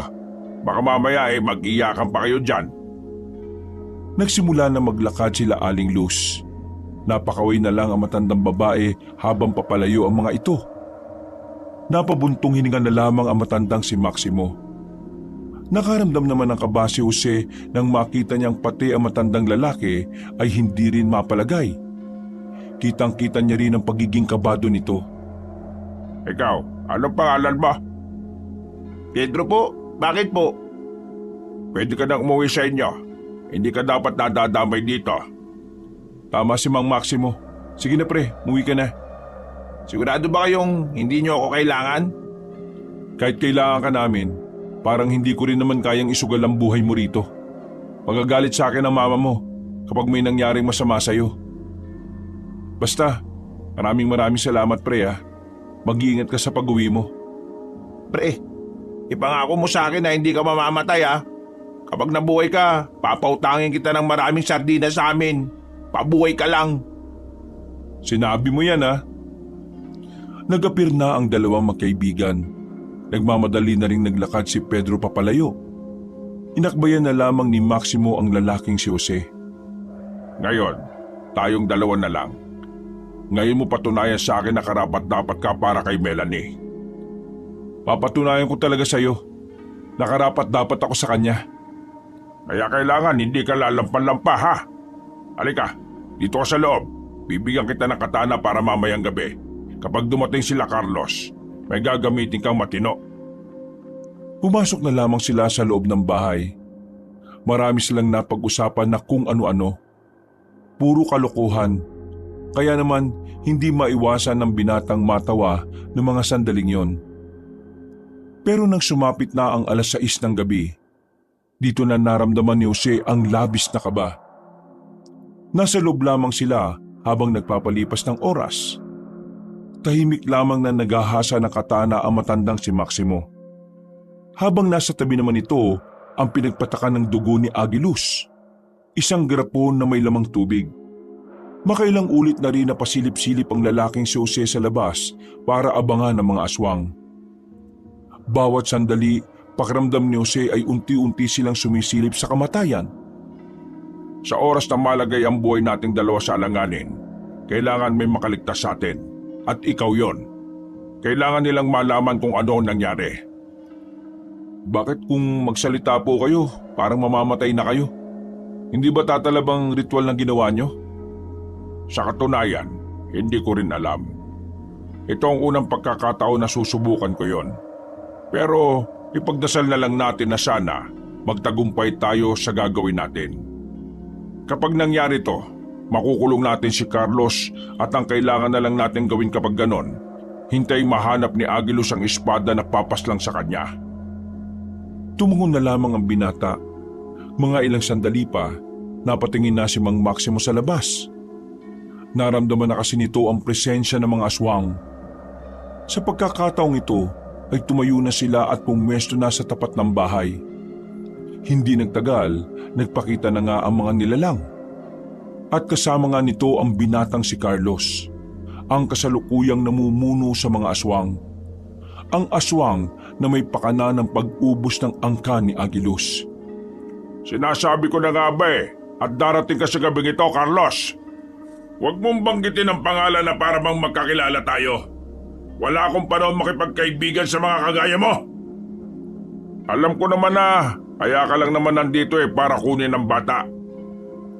Sandaling tumingin si Mang Maximo sa loob, habang si Jose naman mahigpit na rin ang hawak sa katana kahit medyo namamasan na rin ang kanyang palad dahil sa kaba. Ibigay niyo sa akin si Agilos. Wala kayong kinalaman dito. Away ito ng mga aswang. Hindi mo ako malilinlang, Carlos. Una pa lang, alam ko na kung bakit gusto mong paslangin ang bata. Kasi siya lang ang natitirang kalaban mo na pwedeng makagamit ng espada. Alam ko na taktika mo, iha. Hindi ko ibibigay sa iyo si Agilos. Kung gusto mo siyang makuha ngayon, kailangan mo muna akong kalabanin. Huwag mong inuubos ang pasensya ko, tanda. Wala akong panahon sa iyo. Ibigay mo bata. Tapos ang usapan.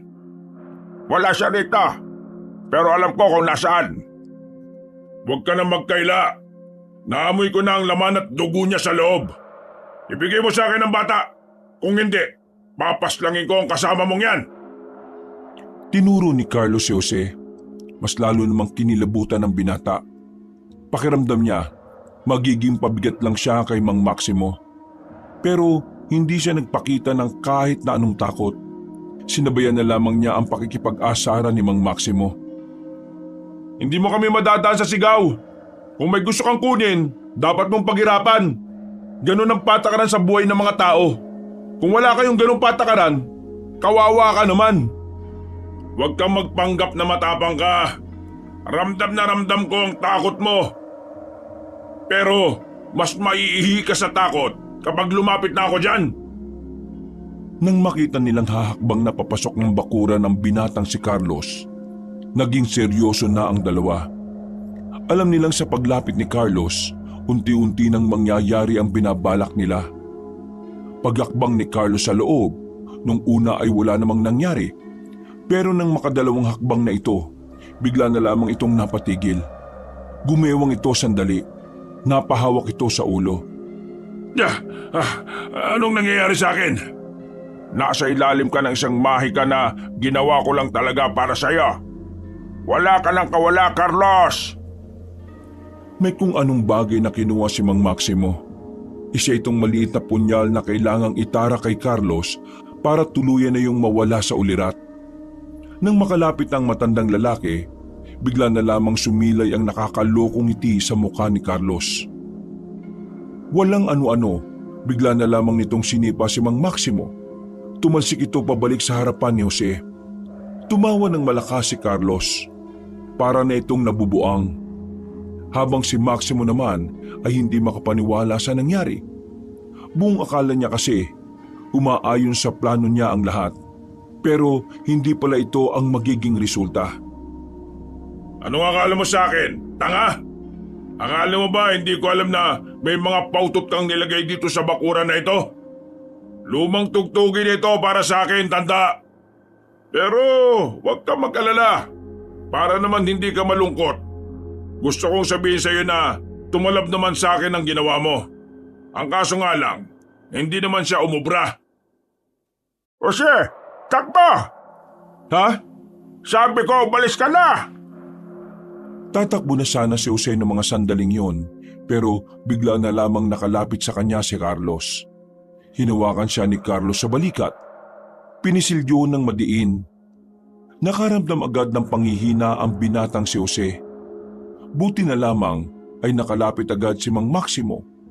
Sinubukang patamaan ng katana ni Mang Maximo ang lalaki, pero agad namang itong nakailag. Mang Maximo, kailangan natin siyang labanan ng sabay. Hindi, kailangan mo umalis. Delikado ka. Nakakalimutan niyo na bang may kailangan akong patunayan? Talagang porsigido ka ha. Sige. Pumorma na ang dalawa habang si Carlos naman ay iiling-iling lang at natatawa na lang din. Hindi nagtagal, nakipagsagupaan na nga sila sa lalaking aswang. Kamay lang ang ginagamit sa kanila ni Carlos. At kahit na may katana silang hawak, kitang-kita pa rin na tagilid ang dalawa sa laban na yon. Madalas lang na makailag si Carlos. Ni hindi pa nga ito seryoso sa laban. Hanggang dyan lang ba ang kaya niyong gawin para ipagtanggol ang batang tinatago niyo? Mga ibang!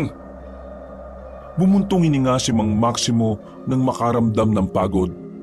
Saka lamang din napansin ni Jose na may sugat na rin ang matandang manunugis. Sa mga sandaling ito, ang pagtakas na lamang ang natitirang paraan para makaalis sila ng buhay. Pero sa sitwasyon, mukhang walang balak si Carlos na palisin sila ng buhay. Kabado, tensyonado at natutuliro na ang utak ni Jose. Wala siyang magawa. Kahit si Mang Maximo din ay wala ring magawa. Nararamdaman ni Jose na parang pinapahaba lamang ni Mang Maximo ang oras para magkaroon siya ng pagkakataong tumakas. Kung gusto mong makuha si Agilos, kailangan mo muna akong harapin. Yun lang ang tanging paraan. Ayoko nang patagalin pa ito. Naiirita na ako sa mga sinasabi mo. Lumundag na mataas ang lalaking si Carlos. Pagbagsak nito ay napunta ito sa likuran ni Mang Maximo. Nakatanggap ang matandang lalaki ng mahabang kalmot sa likuran. Sinundan pa yun ng bandang balikat patungo sa kaliwang braso. Pero kahit na ganon, hindi pa rin tumigil si Mang Maximo na lumaban. Natutulala na lamang si Jose sa gilid. Batid niya na kahit tumulong siya, wala rin namang mangyayari.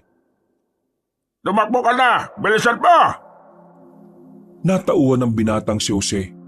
Nagmamadali siyang tumungo sa gilid ng bahay kung saan naroon ang daan patungo sa lagusang paalis. Pero bigla na lamang siyang hinarang ni Carlos. Akmang kakalmutin na siya pero pumukol ng punyal si Mang Maximo. At tinamaan naman ang pinunong aswang sa bandang dibdib. Nakakuha ng pagkakataon si Jose na makapunta sa gilid. Habang si Carlos naman ay sandaling natigilan. Ikaw na ang bahalang mag-alaga sa apo ko. Sige na! Nakangiting wika ni Maximo. Naiyak na lamang si Jose ng mga sandaling yon. Alam niyang kapag nilisan na niya ang lugar na yon, yun na rin ang huling pagkakataon na makikita niya si Mang Maximo. Tumango na lamang siya sa matandang lalaki at dali-dali na rin tumakbo. Sinubukan pa siyang habulin ng ibang aswang pero masyadong mabilis ang kanyang takbo. Isa pa, sa dinaanan niya ay maraming nakatanim na bawang. Dahilan para hindi na siya habulin ng mga aswang. Isang oras siyang takbo ng takbo. Hindi na niya namalaya na nakarating na pala siya sa kalsada. Habang tumatakbo, bigla na lang may humablot sa kanyang lalaki papunta sa gilid. Nang mapagtanto niyang si Pedro yon, hindi na siya nagpumiglas pa. Nagtungo sila ni Pedro sa liblib at doon sila nag-usap. Natakas na ako kanina. Nakita ko yung mga aswang. Napilitan na lang ako magtago sa takot na baka makita nila ako eh. Isang oras na ako nakatago doon kanina. Hindi ko pa nabalikan yung tricycle. Yari na to. Iniwan ko si Mang Maximo habang kalaban niya si Carlos. Huwag mong sisiin ang sarili mo. Ginawa mo naman ang lahat, di ba? Yun din naman ang utos niya Kailangan masabi ko kina Melanie ang nangyari. Pero pre, hindi ko maiwasang hindi manghina at mainis. Wala akong magawa habang nakikipaglaban siya. Hindi na natin may babalik ang nangyari, pre. Ang maganda nating gawin, magpakabuti tayo sa susunod nating laban. Ibig ko sabihin, mag-practice tayo. Mag-aral tayo. Para sa susunod, may alam na rin tayo kung paano haharapin ang mga aswang na yun. Oo, tama ka. Kailangan natin magkaroon ng kaalaman. Pero ang problema ko ngayon, saan kaya natin mahahanap ang kampo nila? Yun ang hindi nasabi sa akin ni Mang Maximo. Yun lang. Problema nga yan. Siguro, magpalipas na lang muna tayo dito. Pagsapit ng umaga, balikan natin si Mang Maximo. Noong mga sandaling yun, nagpa siya ang dalawa na magpalipas ng oras sa kinalalagyan nila. Malamok at malamig doon. Pero tiniis na lamang nila yon kaysa naman malagay pa ang buhay nila sa alanganin. Kinaumagahan, ginising siya ni Pedro. Tirik na ang araw sa paligid. Dali-dali silang bumangon. Noong mga sandaling yon, wala na silang sinayang na pagkakataon. Tinungon na rin nila pabalik ang matandang si Maximo. Nang dumating sila, inabutan nila si Melanie na naroon na. Nakaharap ito sa bangkay ng kanyang lolo na nakapatong sa mahabang lamesa. Unti-unting naluha ang lalaking si Jose. Hindi niya maiwasang hindi sisihin ang sarili dahil sa sinapit na matanda. Pakiramdam niya kasi, naging pabigat lang siya. Lumingon sa kanila si Melanie. Namumula mga mata nito sa kakaiyak. Pero halatang sinusubukan lang din itong maging matatag. Hindi mo kailangan sisihin ang sarili mo. Alam kong sinunod mo lang ang inuutos niya sa'yo. Namatay si Lolo para sa atin, kaya hindi dapat tayo malungkot. Lihim na humanga ang lalaking si Jose dahil sa pinapakitang katapangan ni Melanie. Hindi niya inakala na kakayanin itong maging kalmado kahit kitang-kita naman nila ang brutal na sinapit ni Mang Maximo. Maya-maya pa, binuhat na rin ni Jose ang katawan ni Mang Maximo at nagsimula na rin silang maglakad. Dinala nila yon sa kampo ng mga manunugis. Doon, dinasalan ng matanda at saka inilibing sa harap mismo ng kampo. Marami ang nalungkot sa pagkawala ng kanilang tinuturing na leader. At dahil wala na nga si Mang Maximo, sa puntong yon si Melanie na ang idiniklarang bagong pinuno ng samahan. Maganda tayo sa susunod na laban. Bigyan natin ng saysay ang pagkawala ni Lolo. Sumang-ayon naman sa babae ang mga kasamahan nila. Pagsapit ng kinagabihan, pinagpahinga na muna sila sa malalaking tent. Nakatulala lamang si Jose sa gilid. Nilapitan naman siya ni Aling Luz. Hindi ka pa kumakain, Apo? Wala po akong ganang kumain, La. Naiintindihan kita, Apo. Pero alam mo, sa mundo namin, ganito talaga ang nangyayari noong araw.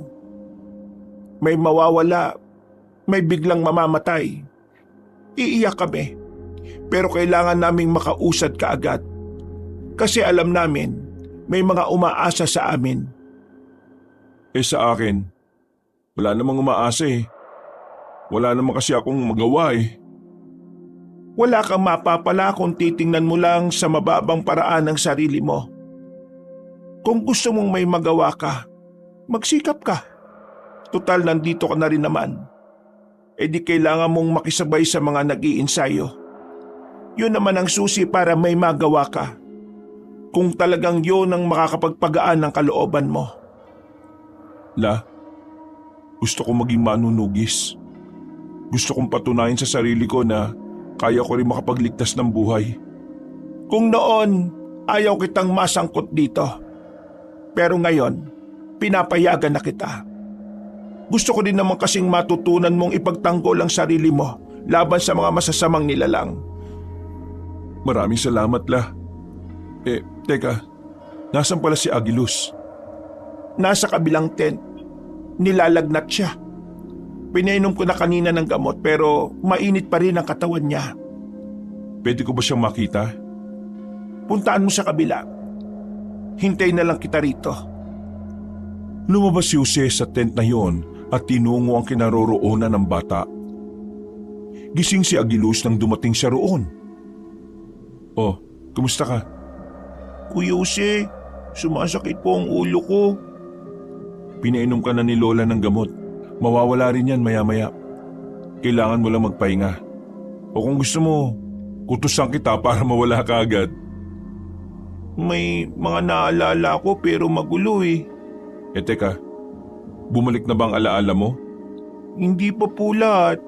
Pero may nakita po akong pangyayari. Inubos po nila ang buong pamilya ko.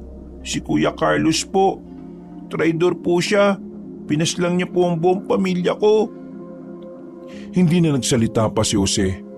Wala siyang masabi dahil hindi niya alam ang nararamdaman ng bata. Nakaramdam na lamang siya ng awa rito. Yung espada, kailangan ko mahanap. Yun lang pong natatanging paraan para matalo natin si Kuya Carlos. Kailangan kong maalala yun. Agilus, huwag mo na munang pilitin hanggat hindi mo pa kaya. Lalo ka lang makakasakit niyan.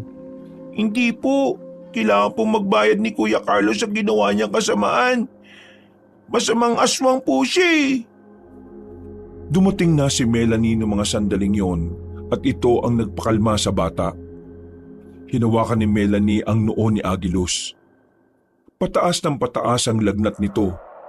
Nang makita nilang dumudugo na rin ang ilong nito, tinawag na rin nila si Aling Luz. Kasama na rin ang iba pang manggagamot sa samahan. Pinalabas na muna si Jose. Lumapit naman sa kanya si Pedro na may kinakain pang hita na manok.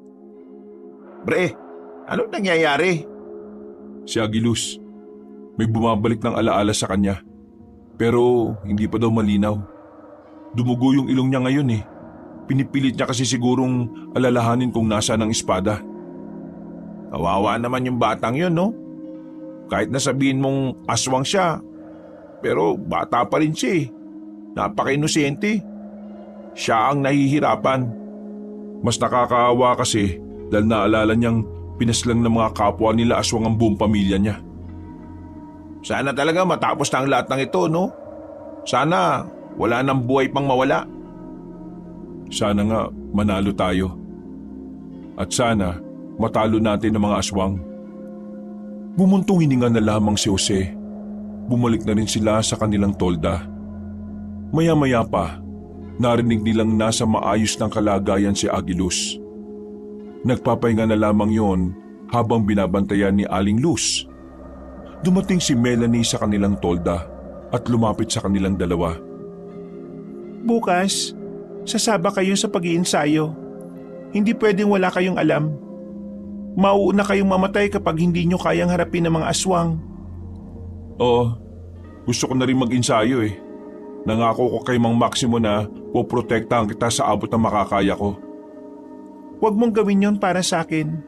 Gawin mo yon para sa mas nakakarami. Kailangan nila tayo.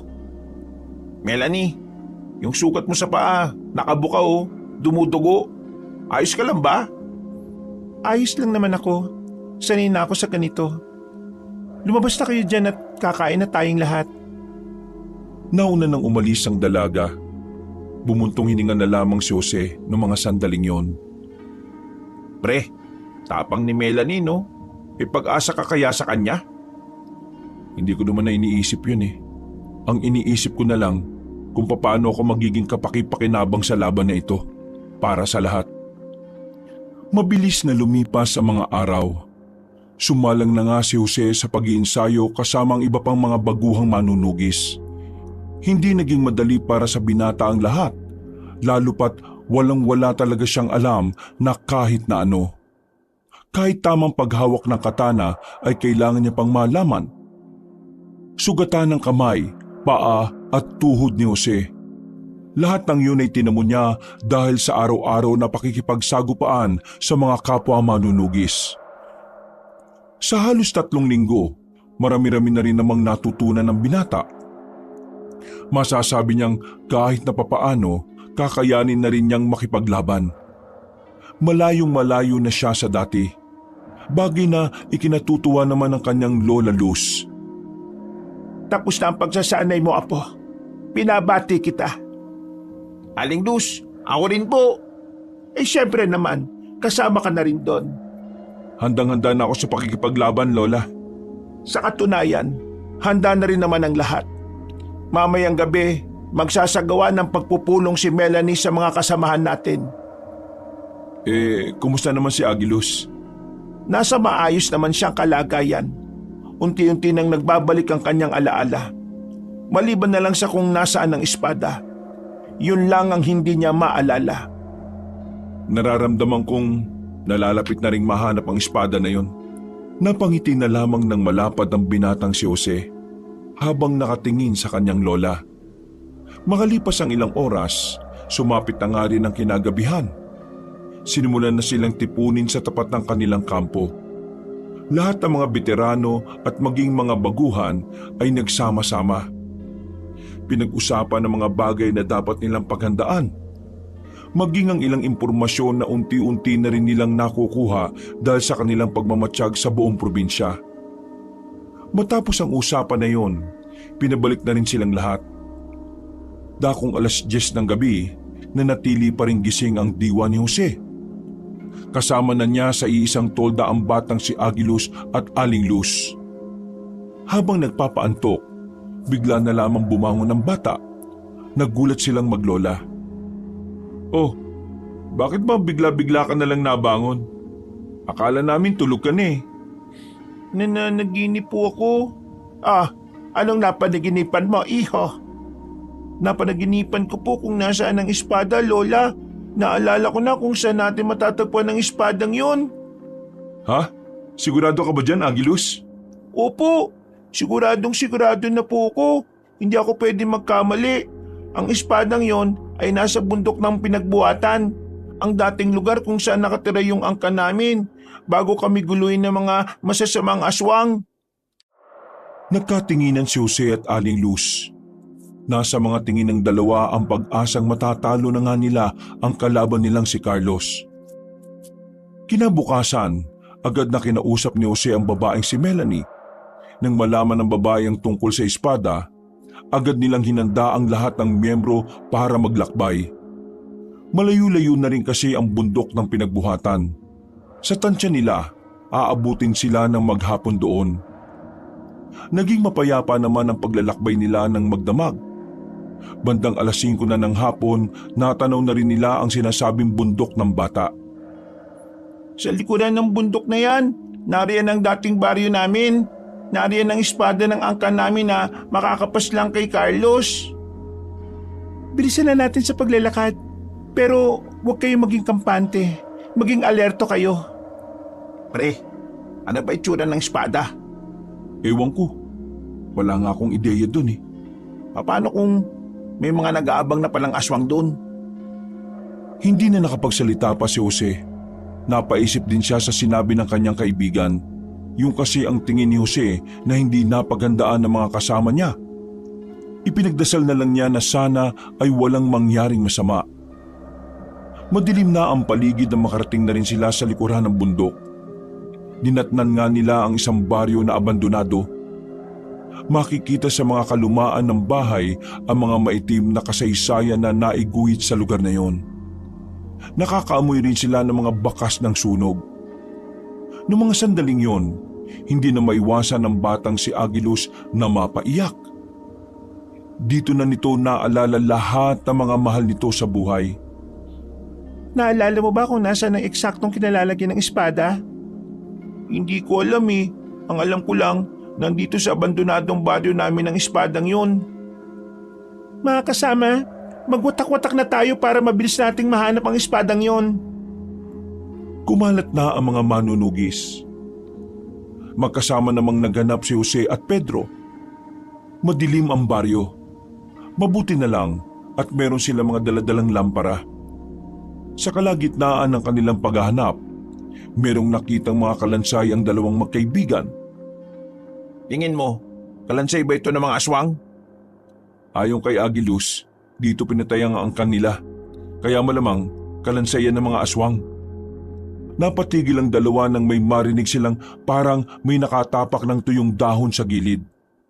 Nang tutukan nila ng lamparang parting yon ay wala naman silang nakitang naroon. Nakaramdam na ng kakaiba si Jose. Hindi siya naging kampante, kaya naman pinahawak niya kay Pedro ang lampara at marahan siyang naglakad patungo roon. Pre, anong gagawin mo? Diyan ka lang. Nang humakbang pa ng isang beses si Jose, bigla na lamang may lumabas na aswang sa likuran ng bahay. Lumundag ito palapit kay Jose. Umibabaw ito agad sa kanya. Mabuti na lamang ay alerto rin si Pedro. Mabilis nitong tinaga ang aswang sa likuran. Dahil dito ay agad-agad na umalis ang aswang. Mabilis namang tumakbo ang magkaibigan para abisuhan ang kanilang mga kasama. Pero sa isang iglap lang, biglang lumitaw ang mga aswang. Maganda kayong lahat! Nang magsimula na ang kaguluhan, bigla na lamang nawala roon ang batang si Agilus. Hahanapin sana yun ni Jose pero hindi na siya makaalis sa pwesto niya nang atakihin na sila ng mga aswang. Nakipagsabayan ng dalawang binata. Sa pakikipaglaban nila, hindi nila namalaya na napalapit na rin pala sila sa matandang si Luz. Nakita niyo ba ang bata? Bigla na lang siyang nawala sa tabi ko. Hindi ko nga rin makita Pambira naman Kung kailan gumulo, saka nawala. Hindi bale. Ituon niyo na lang muna ang atensyon niyo sa laban. Nararamdaman kong ligtas lang naman siya.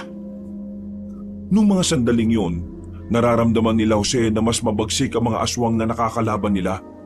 Mas mababangis na parang mga leon sa kagubatan na gutom na gutom. Mabuti na lang talaga. Di kalibre rin talaga ang galaw ng karamihan sa kanila. Kaya kahit na papaano, kinakaya nilang tapatan ng mga yon. Natigil sandali ang kanilang labanan nang tumalon ng mga aswang sa mga puno at bubungan. dumating bigla ang binatang si Carlos. Nanlilisik na ang mga mata nitong nakatingin sa kanila.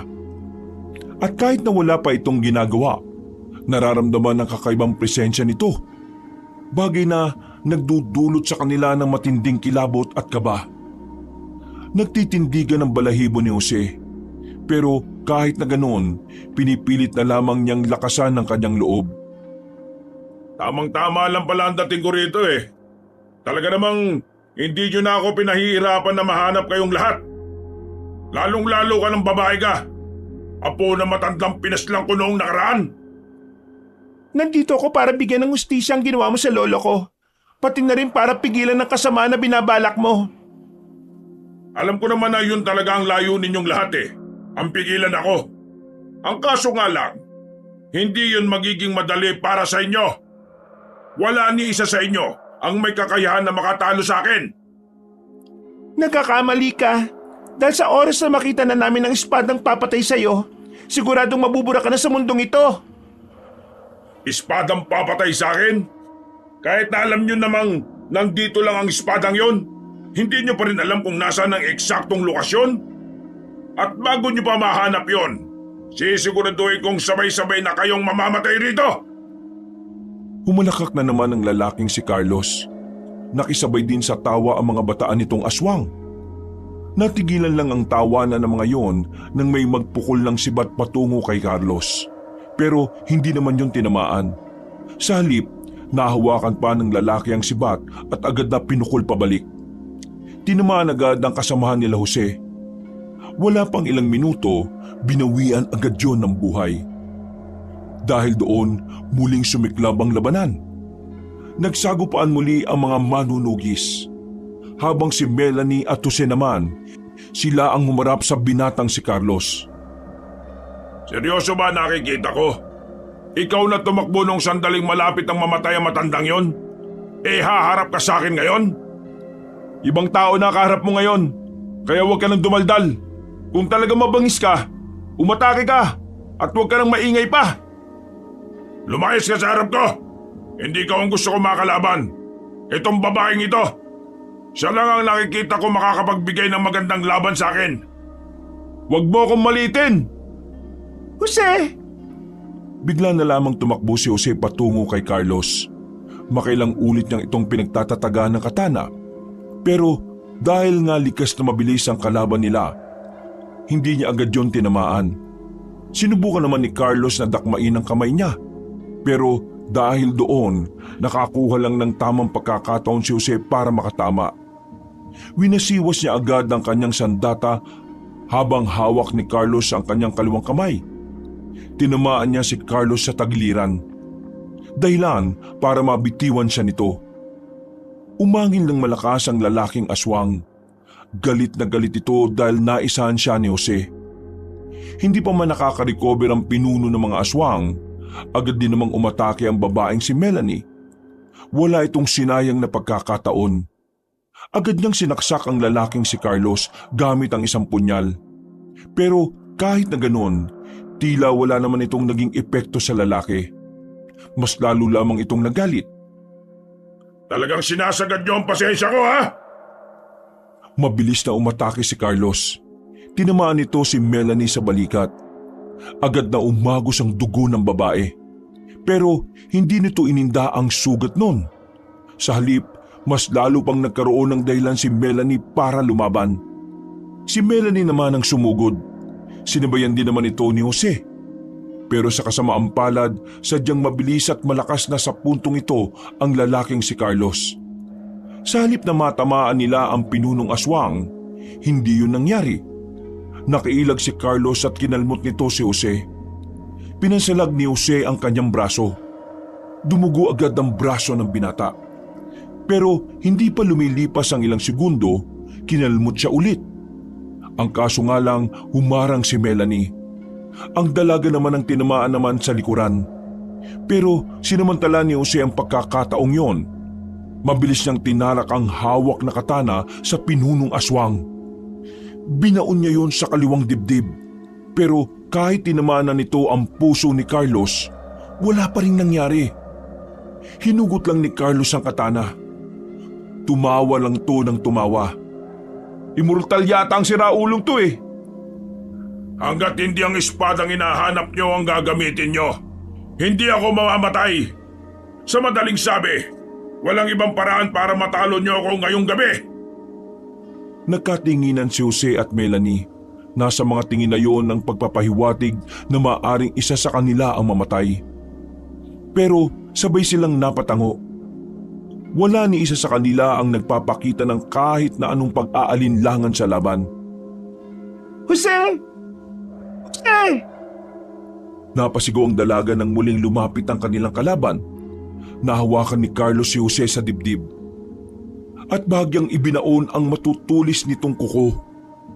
Buti na lamang ay agad na nakalayo ang binata. Hingal na hingal ito. Tumingin siya sa paligid. Kita niyang patuloy pa ring lumalaban ang kanyang mga kasamahan. Pati ang kanyang lola na kasama ni Pedro. Ginagawa pa rin ang makakaya para lamang matalo ang kanilang kalaban. Huminga siya ng malalim. Nadagdagan ng lakas ng kanyang loob dahil sa mga kasama niyang hindi nawawala ng pag-asa. Melanie, kaya natin to. Naniniwala ako na maya-maya lang darating ang pag-asa natin. Pinilit ni Jose na ipagsawalang bahala ang lahat ng hapdi at kirot na nararamdaman niya. Muli itong umatake kay Carlos. Napangiti na lamang ng nakakaloko ang lalaking aswang. Ngunit ang hindi nito alam, si Melanie pala ang unang makakalapit sa kanya. Tinaga ito ni Melanie. Tinamaan agad ng babae si Carlos sa bandang batok. Dahil dito ay bahagyang napatigil ang lalaking aswang. Pero tulad nung una, wala pa ring nangyari. Hindi man lang nasaktan si Carlos. Tinatawanan lang sila nito. Dinakman ni Carlos si Melanie at saka pinagkakakalmot sa kung sasaang parte ng katawan. Sinipa pa ito kaya tumama ang dalaga sa sementadong bahay. Si Jose na lamang ang nananatiling tong kalaban na nakatindig. Nang umatake ang binata, nakailag si Carlos. Sa halip, hinawakan nito ang hita ni Jose at saka ibinao ng mahaba at matutulis na kuko. Sigaw ng sigaw sa sakit ang binata. Hindi pa nakontento si Carlos. Kinagat pa nito sa binti si Jose. Pagkatapos, sinikmuraan ng malakas. Tatapusin na sana ni Carlos si Jose nang biglang nakabangon pa rin si Melanie. Buong pagsisikap itong lumapit. Pero bago niya pa mapatama ang hawak-hawak na katana, ay nahawakan na siya nito sa liig. Pinilit ni Jose na makagapang palapit kay Carlos. Kumapit siya sa paa ng lalaki. Tinarak niya ang hawak na katana sa paa nito. Dahil dito, nabitiwan ni Carlos si Melanie. Pero siya naman ang pinagbalingan at pinagsusuntok siya sa sikmura. Hanggang sa sumuka na siya ng dugo. Ang tigas ng ulo mo. Sinabi nang wala akong pakialam sa iyo Sayang lang ang oras ko na paslangin ka. Hindi ko hayaan na saktan mo si Melanie. Ako ang harapin mo. Bakit? Mahal mo bang isang ito? Ganon ha? Mas maganda. Sumilay ang nakakatakot ng ngiti ni Carlos. Dahil dito ay mas lalong kinabahan si Jose. Batin niyang mas lalo pang maghangad ng pinunong aswang na mapaslang si Melanie sa mga sandaling yon. Naglakad uli si Carlos patungo sa dalaga na sa mga sandaling ito nahihirapan ng makakilos. Pero pinipilit pa rin itong makakilos. Pasensya ka na babae, pero ang ayaw ko sa lahat ay yung may mga nagmamahalan sa harapan ko. Kaya ngayon, ikaw na munang uunahin ko. Humaba ang kuko ni Carlos. Nasa aktong gigilitan na nito sa liig ang dalaga nang biglang may nakita silang malakas na liwanag na nagmumula sa likuran ng mga puno. Napatigil ang lahat. Wala silang ideya kung ano yon. Maging ang pinunong aswang na si Carlos ay hindi rin alam kung ano ang nangyayari. Mga ilang sandali lang, nagulat ang mga aswang nang biglang lumundag patungo sa labanan ang batang si Agilus. Hawak-hawak na nito ang espada na hindi naman kalakihan. Hindi to pwede. Nandito na ako para pigilan ang kasamaan mo, Kuya Carlos.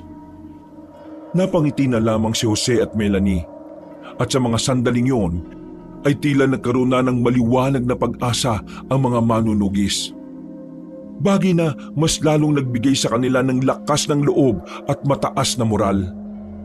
Muling nagpatuloy ang labanan at kitang-kita ang pagiging determinado ng mga manunugis. Ito ang naging dahilan para unti-unting maubos ang mga aswang. Samantala, hindi naman nagsayang ng oras ang batang si Agilus. Nagpalit na rin ito ng anyo bilang aswang. Agad na nakipaglaban ang bata kay Carlos. Malakas pa rin naman si Carlos pero dahil sa pagkabahala, wala itong ibang nagawa kundi ang ilaga ng bawat hagupit ng mahiwagang espada. Sinasabi ko na nga ba at darating din ang pag-asa natin. Sa wakas, akala ko sabay na tayong harap kay San Pedro Hindi, sa pari tayo haharap. Nagsalubong na lamang ang kilay ni Melanie. Pero agad nilang itinuon ang kanilang atensyon sa laban ng bata at ng pinuno ng mga aswang. Mahahalata ang pagiging tensyonado sa itsura ng lalaking si Carlos, habang ang batang si Agilus naman ay sigilang sa paglusob. Walang yang batang to Visit talaga! Pagtalon ni Carlos sa bubungan ay agad na nakasunod ang batang si Agilus. Sa hindi niya inaasahan, nakaamba na pala ang hawak nitong espada. Hindi na nakailag pa si Carlos. Tinamaan ito sa kamay. Naputol ang kaliwang kamay niya ng ganun na lamang kadali. At ang mas masaklap pa, ramdam na ramdam ni Carlos ang sakit at hapdi. Hindi na ito gaya ng mga galos na nagawa ni Jose at Melanie. Napadistansya ang lalaki. Hingal na hingal ito dulot ang pagkaputol ng kamay nito. Pero hindi pa nakontento ang bata. Lumusob pa ito ng lumusob. Walang ibang magawa si Carlos kundi umilag lang. Ginagalit mo talaga akong bata ka Pwes, ilalabas ko na ngayon ang tunay na lakas ko. Matitikman mo na to ngayon. Magpapalit pa sana ng anyo ang lalaki pero agad siyang nilapitan ni Agilus. Muli siya nitong tinaga. At sa pagkakataon naman ito, tinamaan si Carlos sa balikat. Laylay na ang kaliwang balikat niya. Mabagal na rin ang kilos nito. Medyo umikot na rin ang paningin pero pinipilit na lamang makatindig. Ngayon mo pagbabayaran ng ginawa mo sa pamilya ko, Kuya Carlos. Tatapusin na kita gamit itong mahiwagang espada ng aming angkan. Tingin mo papayag ako matalo ng isang bubwit na kagaya mo? Managinip ka ng gising! Hindi ikaw ang magdidesisyon kung kailan ka matatapos. Kahit pumayag ka o hindi, matatapos ka ngayon, Kuya Carlos! Umangil si Carlos pero mahina na ang angil nito. Parang nawala na rin ang angas sa katawan ng lalaki. Muling pumorma ang bata.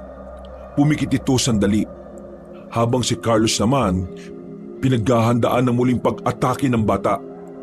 Pagdilat ni Agilus, tumalon ito ng mataas. Nagawa pang makailag ni Carlos nang bumalik ito. Pero hindi siya tinatantanan ni Agilus hanggang sa...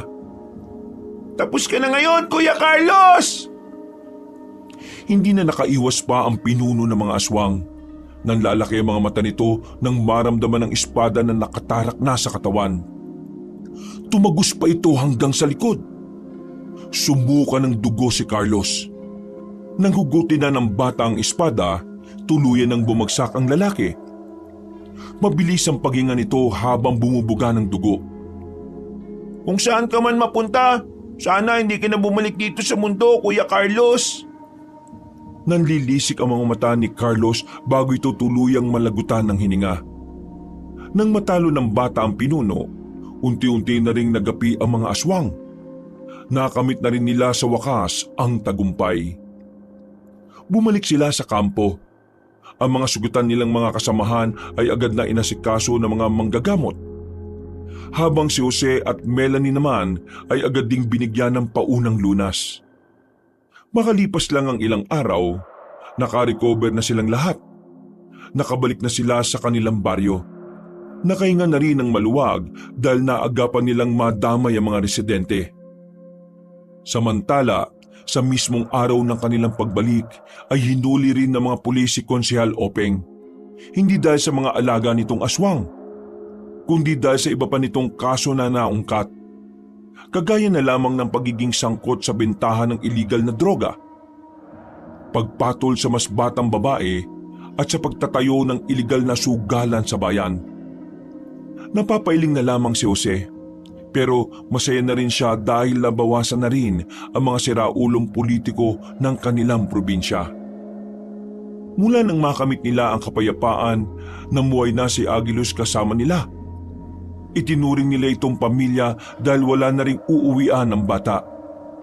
Samantala, si Pedro naman, naisauli na rin ang tricycle na ginamit niya. Galit na galit sa kanya ang may-ari, kaya hindi na lang din niya yun siningil. Si Jose at Melanie naman, patuloy lang ang magandang samahan nila. Sa katunayan, nanliligaw na nga ang binata sa dalaga. Ngayon, 2 na ang aking apo. Mas masaya na ang pamilyang ito. Ako po ba, hindi kasali? May sarili ka namang lola eh. Nagtawanan na lamang sila nung hapon. Sama-sama silang kumain sa bakuran at pinagsaluhan ng masasayang sandaling yon. Wala na ang mga aswang. Wala na ang kaguluhan. Kaya naman, sabik na si Jose na tahakin ang bagong kabanata ng kanilang buhay, kasama ang mga bagong miyembro ng kanilang pamilya. Wakas.